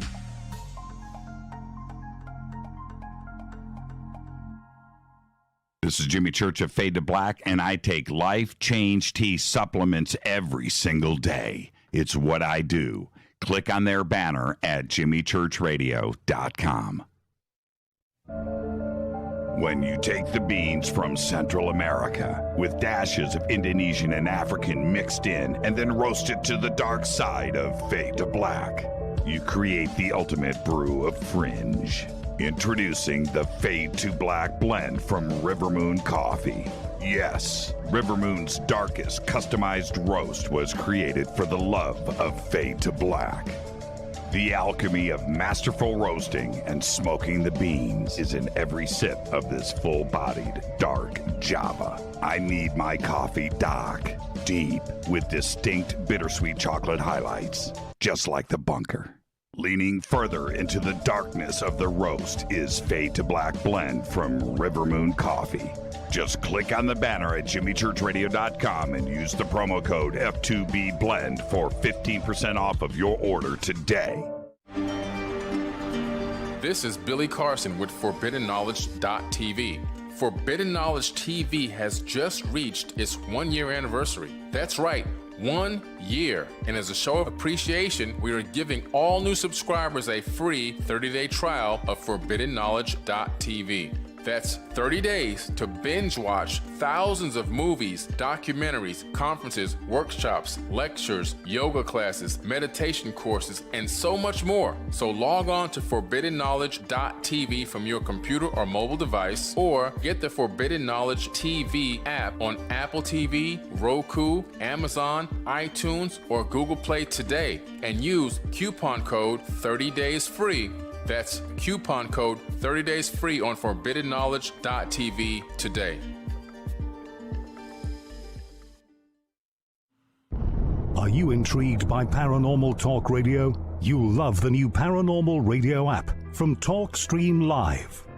You'll find a great selection of talk shows covering UFOs, ghosts, strange phenomena, and much more. Download the Paranormal Radio app now and start listening to the very best in paranormal talk entertainment, including the network you're listening to right now, the Paranormal Radio app, free in Google Play and the iOS App Store.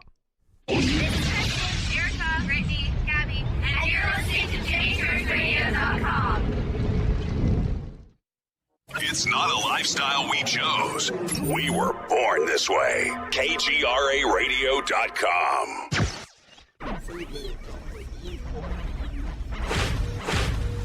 This is KJCR at JimmyChurchRadio.com.